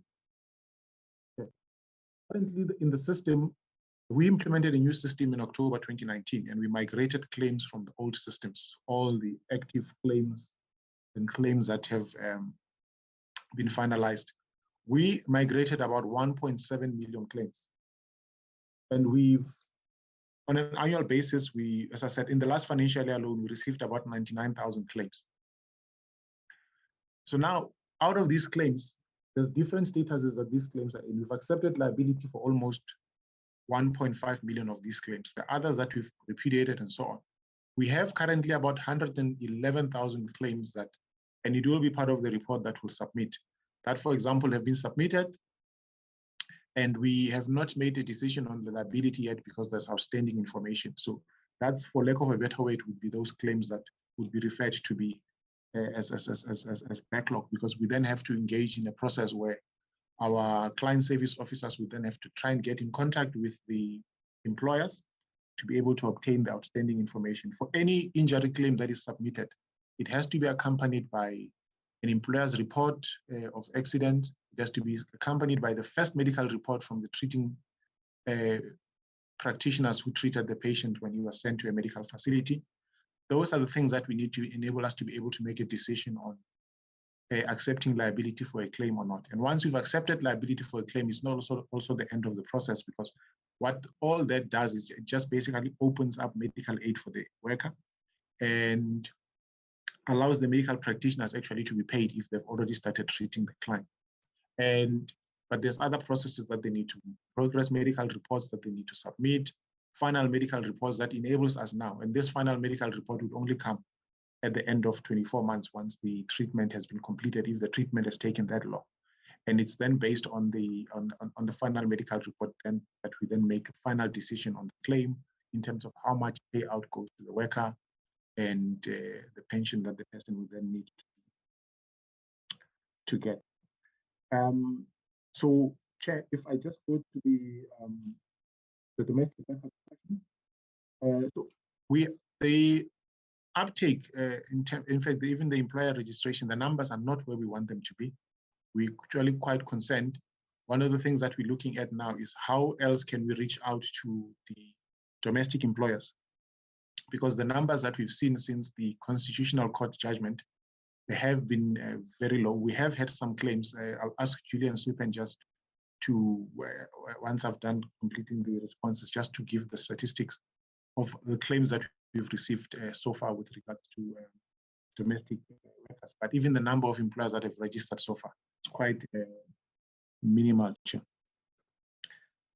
We are trying to work also with some of the other NGOs whose work includes working with domestic workers to try and see how we can then come up with programs jointly to reach out to the domestic workers themselves, so that they can be able to talk to the employers. Also, how we can also reach out to the very same domestic employers to make sure that they do register their workers. Chair, if I go to another question, already responded to whether the compensation fund is in a position to give on its mandate. Commissioner, Chair? Yeah. When you read, you move away from the speaker and we don't hear you. I'm sure you are. So if you look at, yeah, there's a question. Please, thank you. Thanks, Chair. So, Chair, I'm moving to Honorable Kaiso's question.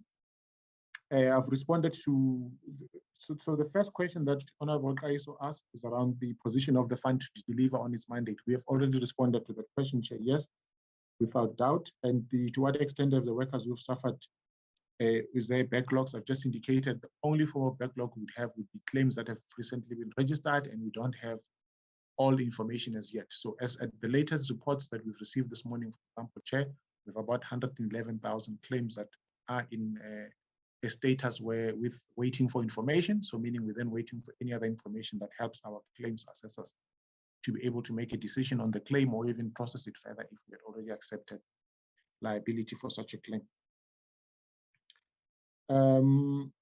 The state of financial sustainability of the fund. I've indicated the fund's asset base is sitting at around 104 billion as at June this year. If we look at the net assets, if we exclude the liabilities, we're sitting with the net asset position of about 54 billion. So we are highly solvent and also highly liquid, Chair. So we are able to fulfill our mandate and we are running a going concern as the compensation fund.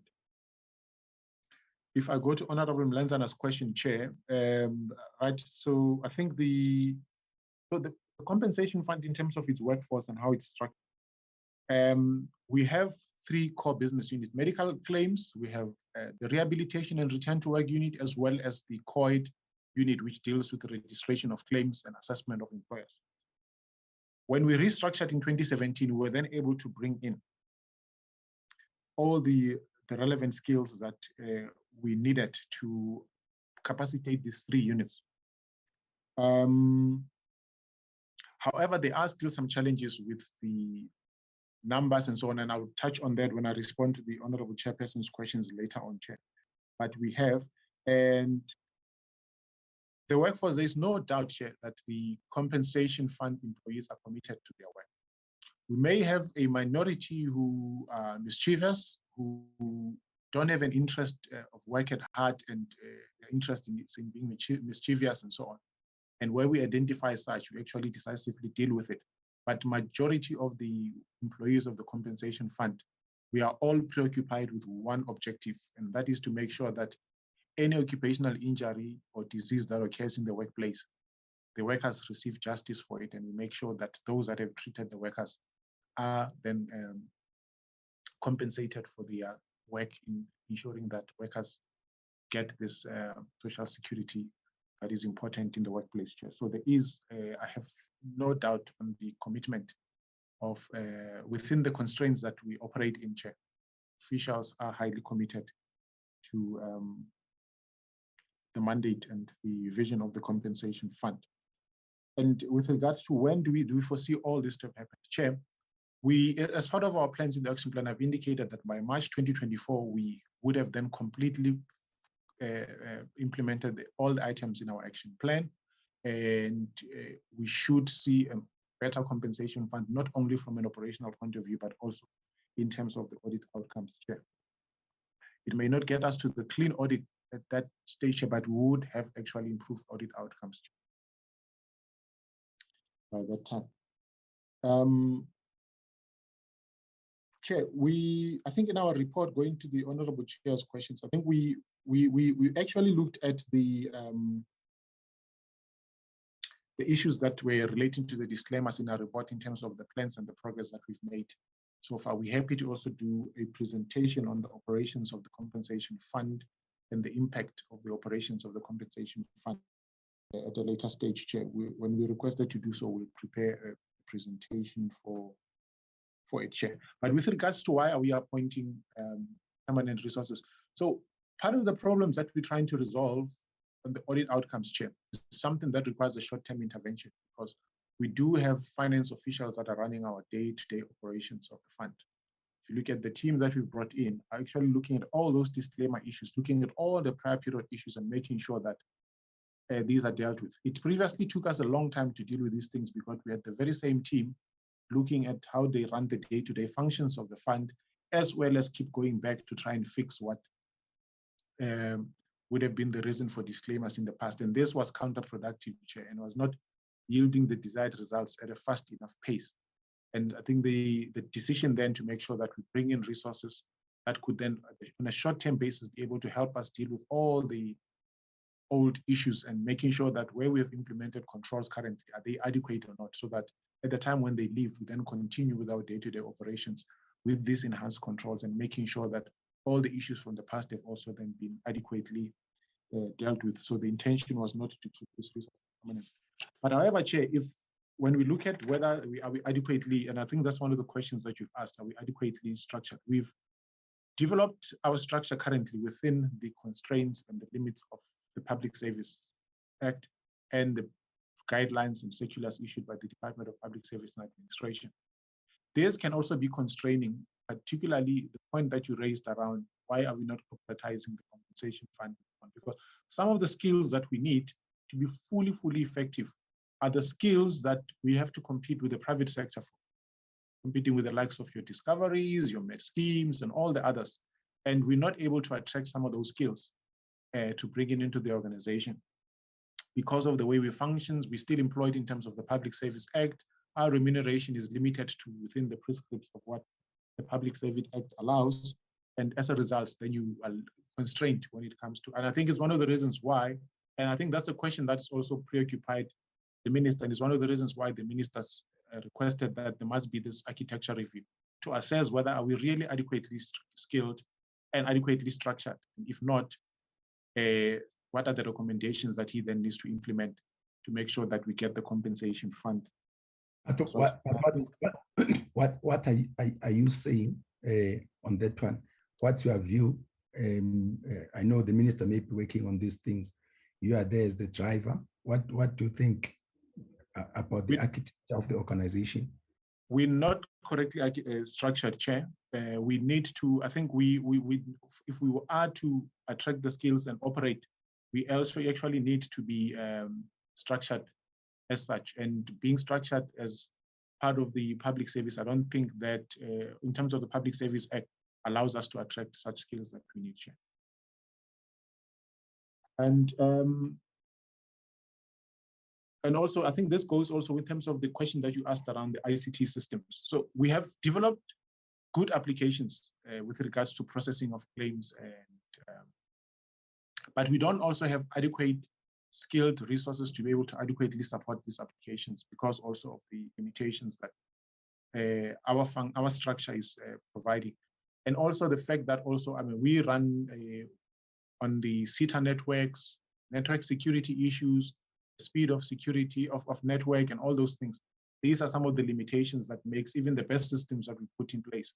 Those systems will be found wanting if they are also on the networks that are not necessarily as responsive as we need to be, because we need to be agile. We're operating in a risky environment with regard to healthcare funding processing, right? So there's a lot of fraud and a lot of things. So you need to be agile in how you respond to some of the threats. And if you don't have that agility, you actually always find yourself in the back foot with regards to how you mitigate effects of fraud and so on. The governance structures, Chair, I think, so we have a fully functional risk management unit, have a fully functional internal audit unit. Are they at the right level? No, Chair. And also it's because of the same limitations that we have. But with the levels that we have, Chair, and we're supported by the department and so on in terms of the functions, we are doing what great work with regard to these things. The DG as accounting officer has appointed an audit committee, has a risk management committee that is fully functional. And the advisory board of the compensation fund also works with the minister and the DG to support with the minister and the DG in some of the oversight roles with regards to issues related to risk management, internal audit, or audit, finance, and so on. So there is that structure that is in place. Commissioner, just high level, the structure. Who do you report to? Here there's advisory board, there's a DG, and so on. The reporting lines. How do they look like? So the Commissioner of the Compensation Fund reports to the Director General of Employment and Labor. So in terms of the COID legislation, the Director General is also the accounting authority. of the compensation fund. Mm. And then the board, in terms of the law, is advisory board to the minister on policy matters related to the compensation fund. So you don't have an interaction with the advisory board? We do, Yes. Chair. We Uh-huh. do, Chair. I think hence I indicated, for example, the minister and the DG have highlighted to the board, for example, as well, that they are also a form of support to the minister and the DG in terms of some of the work that we do in providing the oversight and issues of holding management also to account in some of the response of their functions and responsibilities. Chair. When it comes to the returns, Chair, so how we fare, when we look at the number of employers that we have registered with the compensation fund compared to the UIF and compared to SARS, our numbers are quite low. Part of it has to do with the definitions of employers on the different legislation. So with us, an employer is only required to register once they employ a person. So if they don't employ a person, they are not required to register. But also the part of the issues is also the compliance levels. I think the compliance levels of the compensation fund are much lower than you'd find at UIF and SARS, because SARS's UIF's revenue also is collected through SARS, a large part of it. So they also then able to benefit from the compliance regimes and mechanisms that SARS puts in place. What we have done so far, we've actually increased the capacity of the department's inspections and enforcement unit. We are now fully funding the occupational health and safety inspectors in the department, and that has enabled the department to increase capacity of those inspectors. The numbers in the department over the last 2 years has employed over 500 more inspectors. And also we've created a payroll audit function within the inspectorate that also then helps us to work through the issues of compliance by employers. It is still at infancy because these are the things that we've put in place over the last 2 years, Chair. And this is where we then aim to get much better traction with regards to the issues of employer compliance. We're working with CIPC on some of the interventions in terms of verifying our database with theirs.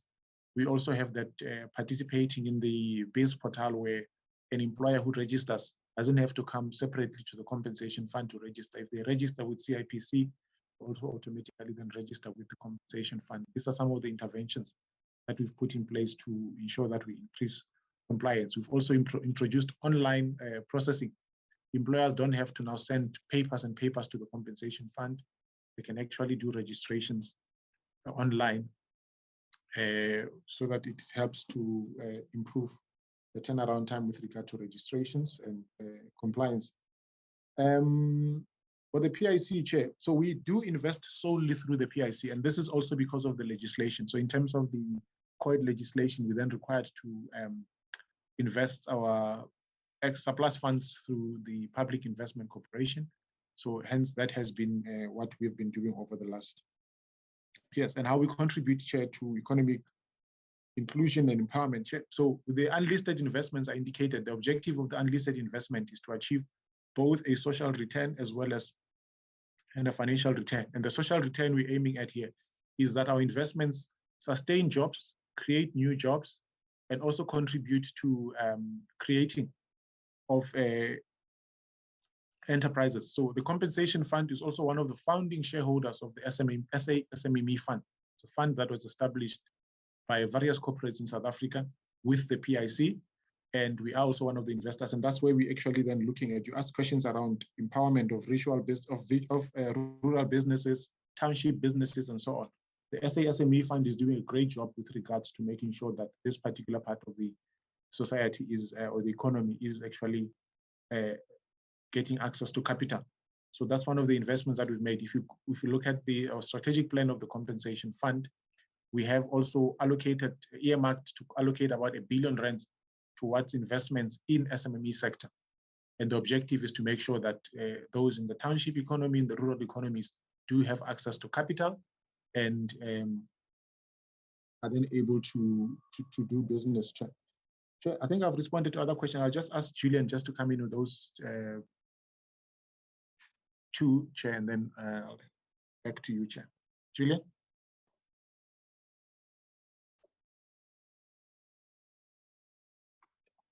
Good morning, Chairperson, honorable members and colleagues. Thank you.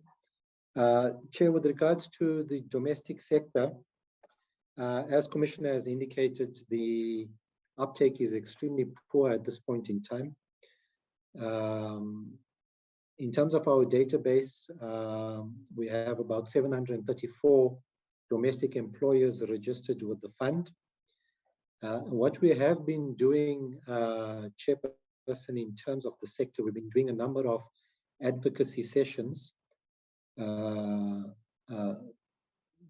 in the media as well as local radio and print media, in terms of calling upon domestic employers to register, as well as sending out those messages through to domestic employees as well. To date, Chair, we've got 6 claims on our database. We've paid 3. 2 we've accepted liability on, and we're waiting for outstanding information to complete the payment process. And then 1 claim, the domestic employee is still receiving treatment, so we're waiting for the final outcome of the treatment to finalize the adjudication of that particular claim. That's on the domestic sector, Chair. In terms of the returns of earnings, Chair,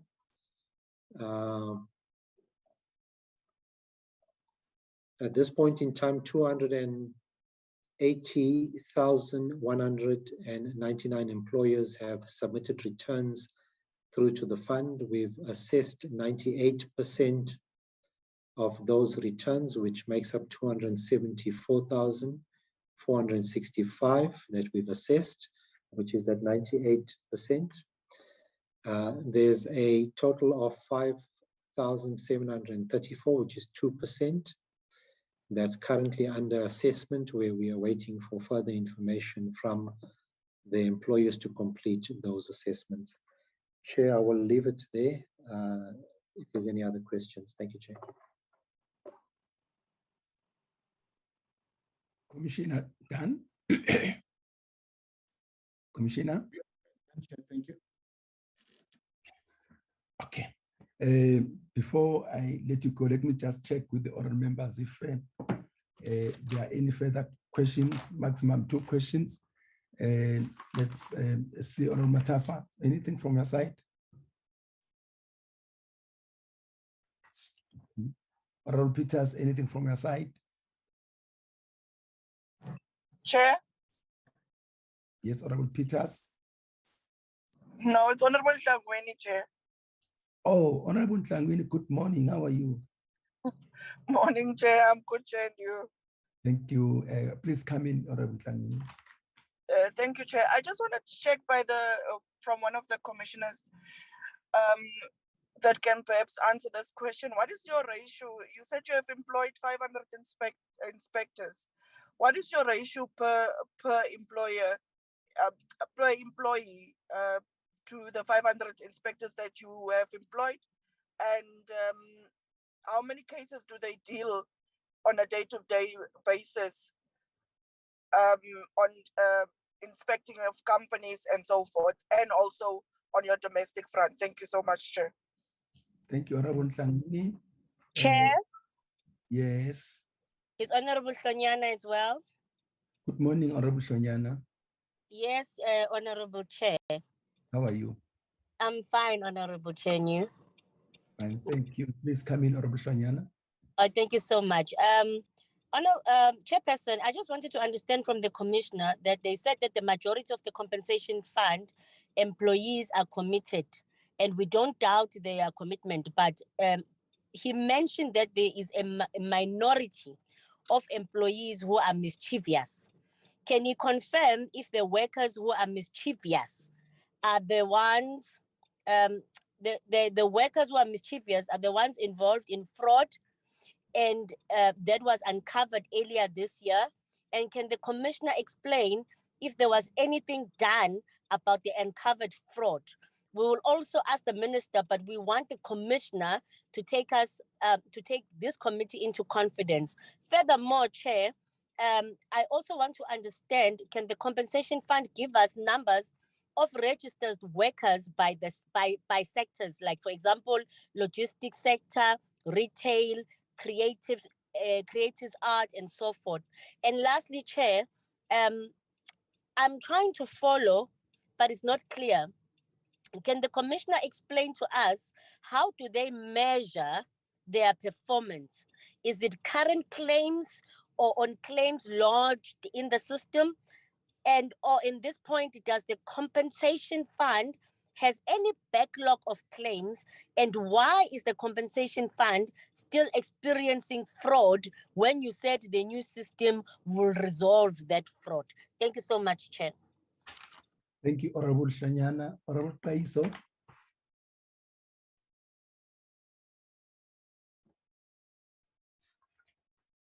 Honorable Mlenzana. Yes, thanks, Chair. Thanks, Chair. I see these honorable members who have just joined, and I'm sure they were busy, working on my notes. But then there is no problem, Honorable Shonyan. Chair, I just Don't start with me, Mlenza. Do not start, please. It's Friday today. Please, Chair, protect me. We are protected. We are protected.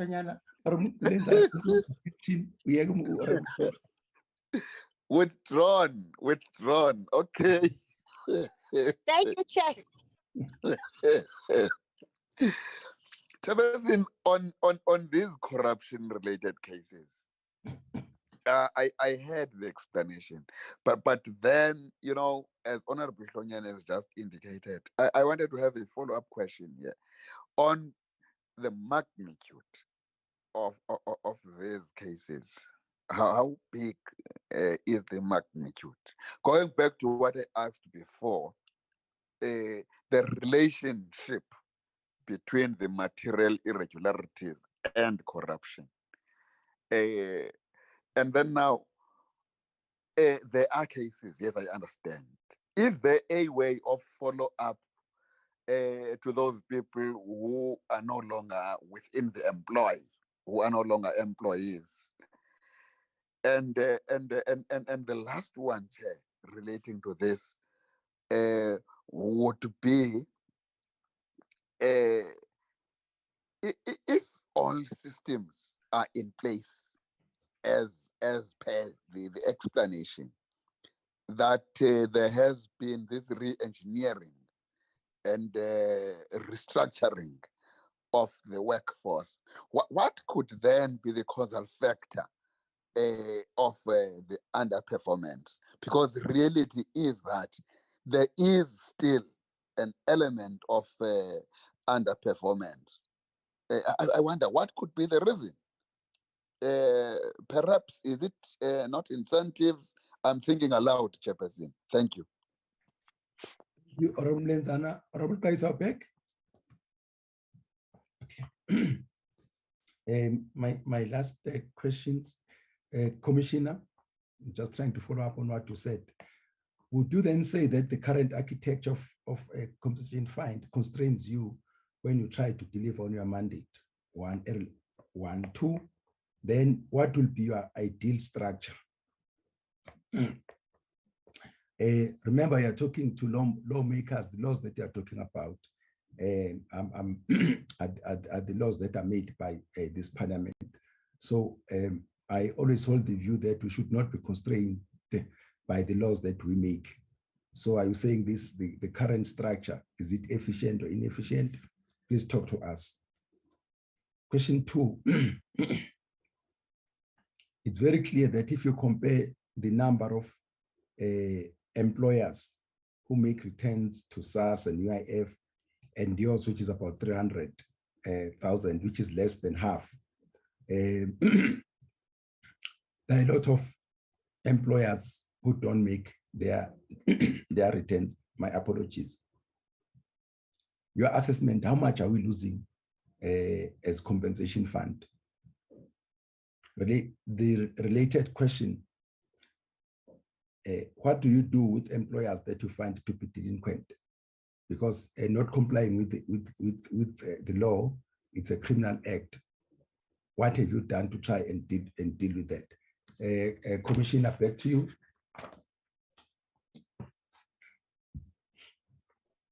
Thank you, Chair. The follow-up questions, Chair, are very difficult.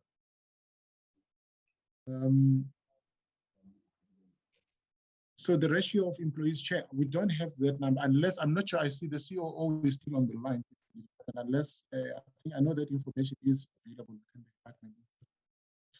The ratio of inspectors we have in the country per employee and employer, as well as how many cases. We don't have, Chair, I don't have that information. We can provide that information with the information that we're going to submit to the committee, but I do know that the ratio is quite low, Chair. Still not ideal where it should, but I don't have the exact numbers. On the fraud issue, questions from Honorable Floriana. Chair, so it's correct. So some of those mischievous elements would be officials that reflect in fraud cases that where the fraud investigations, because not all cases where there's internal employees that are identified as perpetrators. We do have a large number of external parties who are part of syndicates that are preying on the fund in terms of some of their fraudulent activities. And a large number of these are then reported to the law enforcement agencies once the investigations are concluded. One of the things that because of the delays and the slowness within which the law enforcement agencies are dealing with some of our cases, Chair, we've also started with the state attorney trying to look at, particularly where we've identified in whose bank accounts the monies went to as part of these fraudulent activities. We then start a civil recovery process while the criminal proceedings are ongoing, either at an investigation stage within SAPS or whether they are before NPA for a decision on the cases. We then continue with the civil recovery process. That is also a process that is a bit frustrating. It's not getting traction as fast and at a fast pace as we would want it to be, but we fully reliant on the Office of the State Attorney to support us in this particular area. So, and if it is an official that is identified, they do go through the necessary disciplinary process, and they are not part also of the criminal processes, Chair. If an employee person leaves the fund before a disciplinary process can still take place, the law enforcement process is still something that continues. We would like to see speed, Chair, with regard to the law enforcement agencies, but at the moment, the speed within which these cases are dealt with is also a bit worrying. And how do we then measure our in terms of the registered workers sector? Chair, we do have statistics in terms of the registered. So in terms of the Compensation for Occupational Injuries and Diseases Act, the law requires the employer to register. So in this case, it's the employer who buys a cover for the employees. So we don't necessarily register employees like UIF. So once an employer is registered, they pay an assessment. Any of their workers who gets injured is then able to submit the claims on behalf of those workers. So the numbers in terms of how many workers, how many employers we have per sector, that information is available. We will also include it in the report that we'll submit to the committee. And how do we then measure our performance? So if you look at the annual performance plan of the fund, one of the things that we measure is the turnaround time within which we process, register, process, and pay claims, as well as the medical claims, the turnaround time within which we finalize the claims that have been submitted by medical providers. So that's mainly, and then in our operational plans, we then also do follow up, because in the turnaround time calculation, there may be cases that we don't finalize within the approved turnaround. So the objective is still to make sure that those are attended to. So as part of the operational plans, we then also have key indicators that look at how far the provinces are going in making sure that those that did not meet the turnaround time are also then a specific period of time. With regard to the issue of fraud, so we've improved systems, we've improved controls and systems, and with the improved controls and improved systems, as I indicated, a large number of people that commit fraud on the fund, it's syndicates outside. And part of the issues that, so in as much as we've implemented good systems, but if the network securities and so on are not as strong as they should be, Chair, our systems will then remain vulnerable to any potential fraudulent attacks. And part of the fraud that we've seen has been around that. And in some cases, also people find a way to circumvent controls that we have put in place, and then we have to then continuously. That's why the process is to continuously improve on our controls. And that's why we, on an annual basis, have a large number of projects that are aimed at, once we've embedded a process, we look at how do we then improve that particular process so that we always stay a step ahead of fraudsters. The question was asked earlier on about the effectiveness of our risk management unit. So part of the things that we do with the risk management unit is the operational as well as the strategic risk assessment annual, where we identify what are the potential risks that can affect our ability to deliver on our mandate, be it through fraud or any other operational issue. And then we come up with mitigating plans to address those risks. And part of it also would then include enhancing systems, improving processes, and then we make sure that that helps us to make sure that we actually stay a step ahead of the curve, but with the limited skills, limited resources within ICT, and also dependence largely on the networks managed through CETA. Our interventions are only as good as the processes that we have in place. The other externalities also can may contribute to some of the weaknesses that lead to actual fraud. The Honorable Mlenza, I think part of the fraudulent claims that have been, of fraudulent investigations out of fraudulent activities that have taken place do result in material irregularities. And one of the things that we look at as well is whether did we not implement adequate controls to prevent such losses from occurring, Chair. And where is as a result of negligence and so on of relevant officials that we suffered these losses, actions is taken against those that are responsible. If it's something that was beyond anybody's control, it was weaknesses in controls, Chair. We then, as I indicated, start processes to make sure that those controls. And if employees no longer here, the law enforcement agencies will. Every case that we've investigated, we do report to the law enforcement agencies. So there was a question around what could be the causal effect of underperformance. I think it's also the weaknesses in the way that we structure. So that's not without doubt, Chair. The fact that we're not able to attract skills also at a high enough level across all areas of our business, and particularly the key enablers, for example, with regards to making sure that we're able to perform. In the age of technology, ICT has become a critical enabler of business. And if we have inadequate structures around that area, it means we have to have a huge reliance on external service providers. And there's also limitations to how far you can then use your service providers. So you're not able to be as agile and as responsive as you need to be to service delivery demands. And also, if you look at the structures we have at a provincial level, it's not adequate. And part of the issues is the fact that, for example, you're not able to increase the structure at a big enough pace, because you also have to be looking at some of the support mechanisms or support structures within the provinces that are supposed to support, because those support structures are shared throughout the department.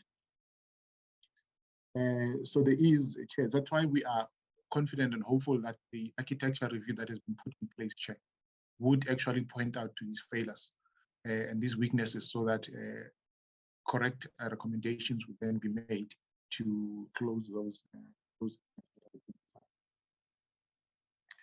In terms of how much we're losing, if we look at our compliance rate is just slightly under 50%, Chair.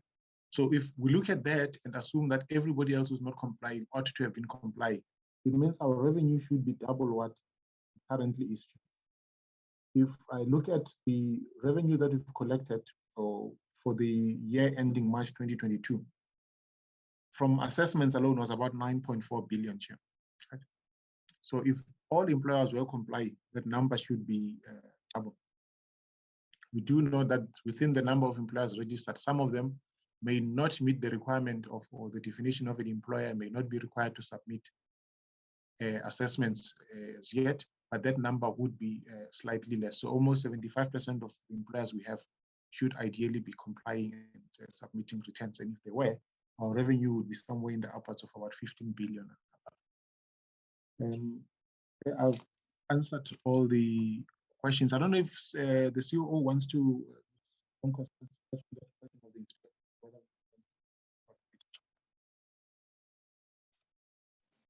Chair, no, I do not have that information offhand. I will have to provide it to the Commissioner to include in the report. Thanks. Thank you, Commissioner. Chair, Yes, Honorable Shonyana. I'm so sorry, Chairperson, to do this to you, but you know, Chairperson, I tried to follow the Commissioner, but his response with regards to fraud is all over. Anyway, Chairperson, can the Commissioner tell us if the employers are registered workers? Because we receive complaints that employers are not registered workers. And if this is true, it means the new system meant to improve the compensation fund is not working, because we still have fraud, but more worse, we are punishing workers who will not be protected if they are not registered. Thank you, Chair. Thank you. Commissioner, please come in.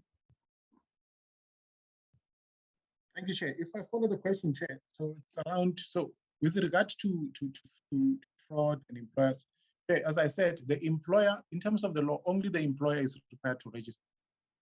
And the employer, once is registered, all employees working for that employer are eligible to receive benefits from the compensation fund as an occupational injury or disease.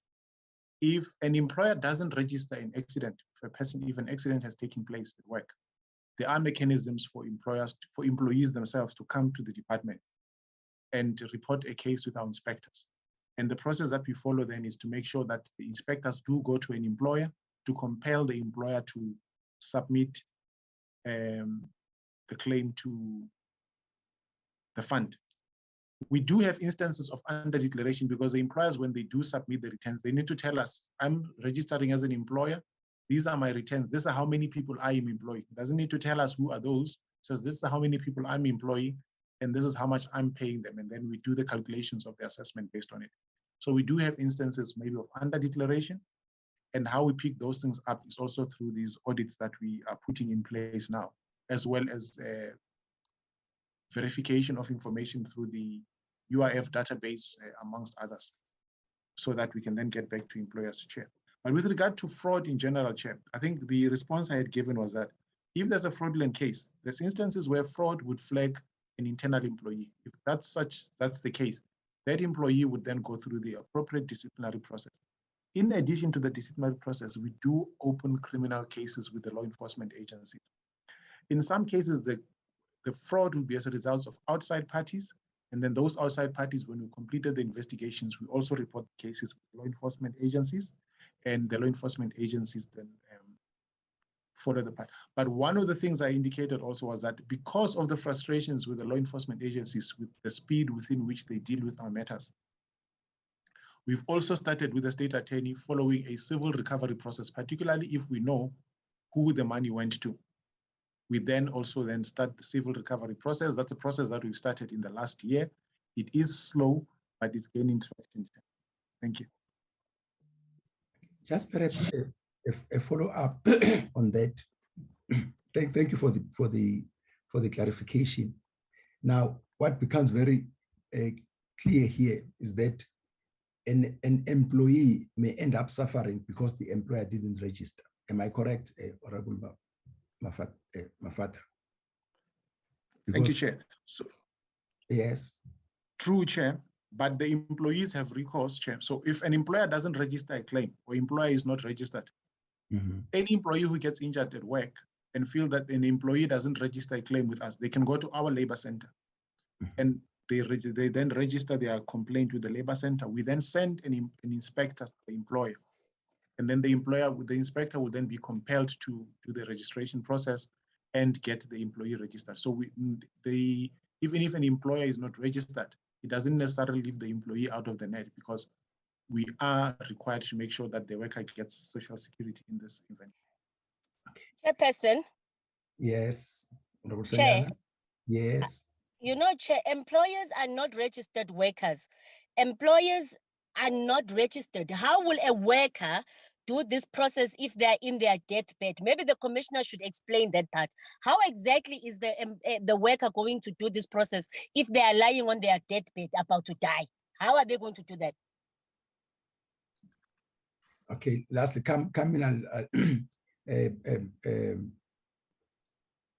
Commissioner.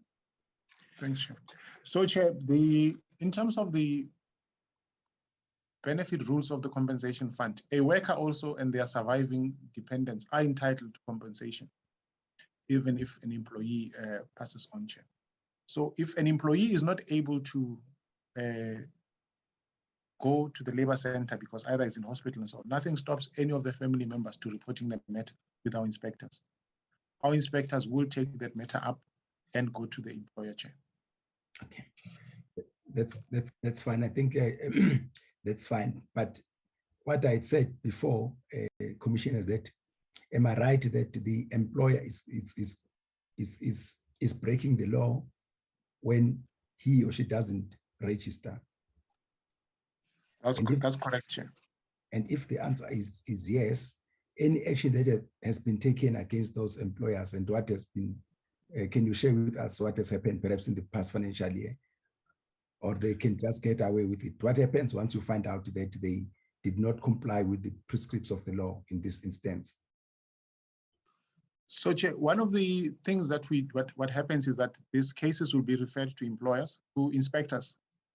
And the inspectors will then have to follow the enforcement process as outlined in the Basic Conditions of Employment Act.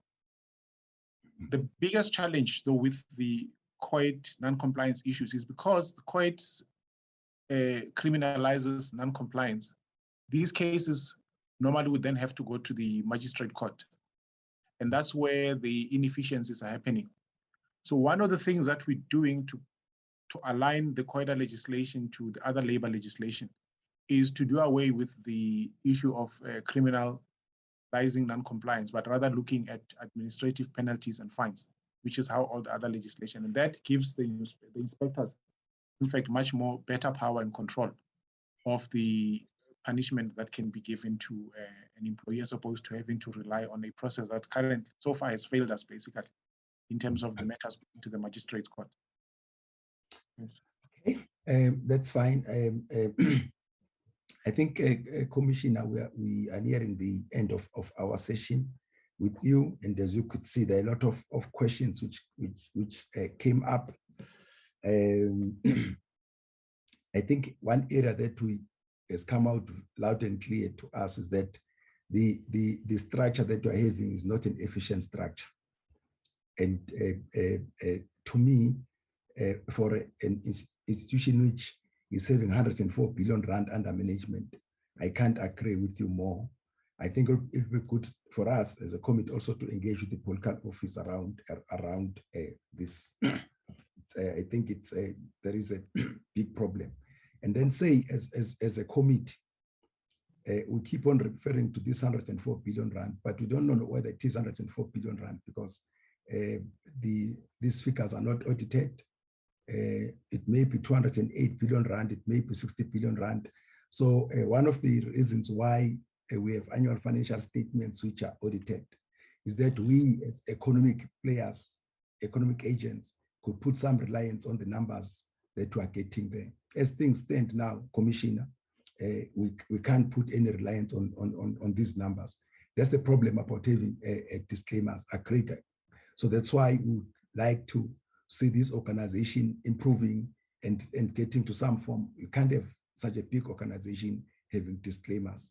It's just unacceptable, and it can't take years. I think if there's one area that you need to really put in resources, you've got so much money under your management is together with the minister and the advisory board and everybody who's involved, is to try and get the organization back to respectability as far as the annual financial statements are concerned.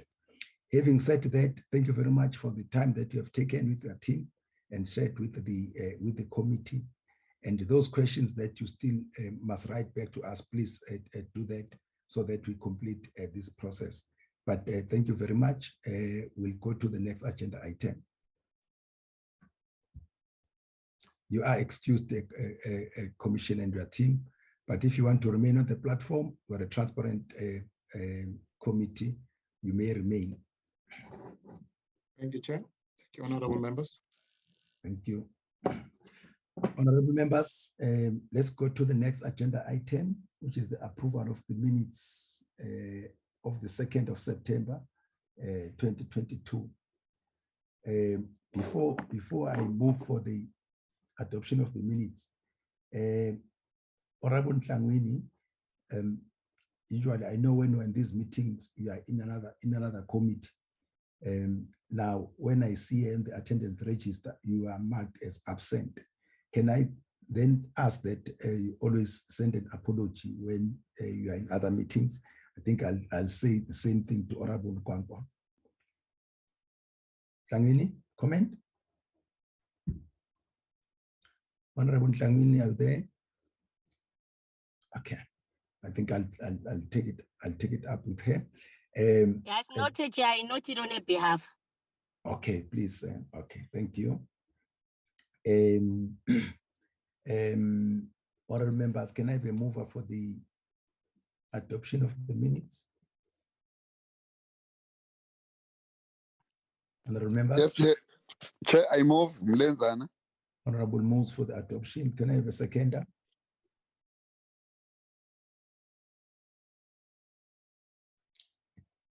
I don't have a second. I know members have been writing here that they keep on being kicked out of the meeting and so on. So can we then hold the minutes to the next meeting? Thank you. Chairperson? Yes. Chairperson? Yes. On a serious note now, I'm not joking with Ukombe Utlonyan.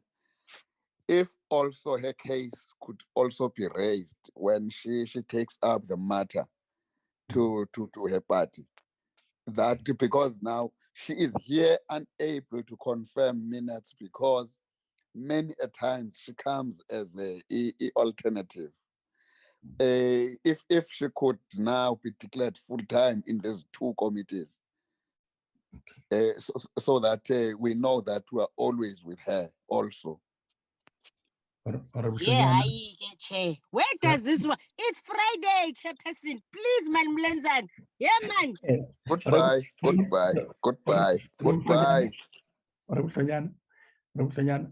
Yes, Chair.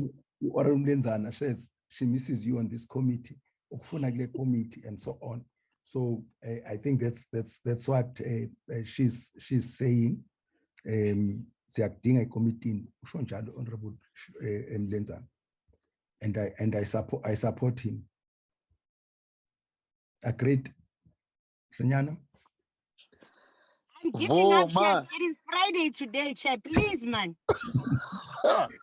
Okay, this takes care of that. Let's hold the minutes to the next meeting. Darren, do you have any announcements you wanted to make?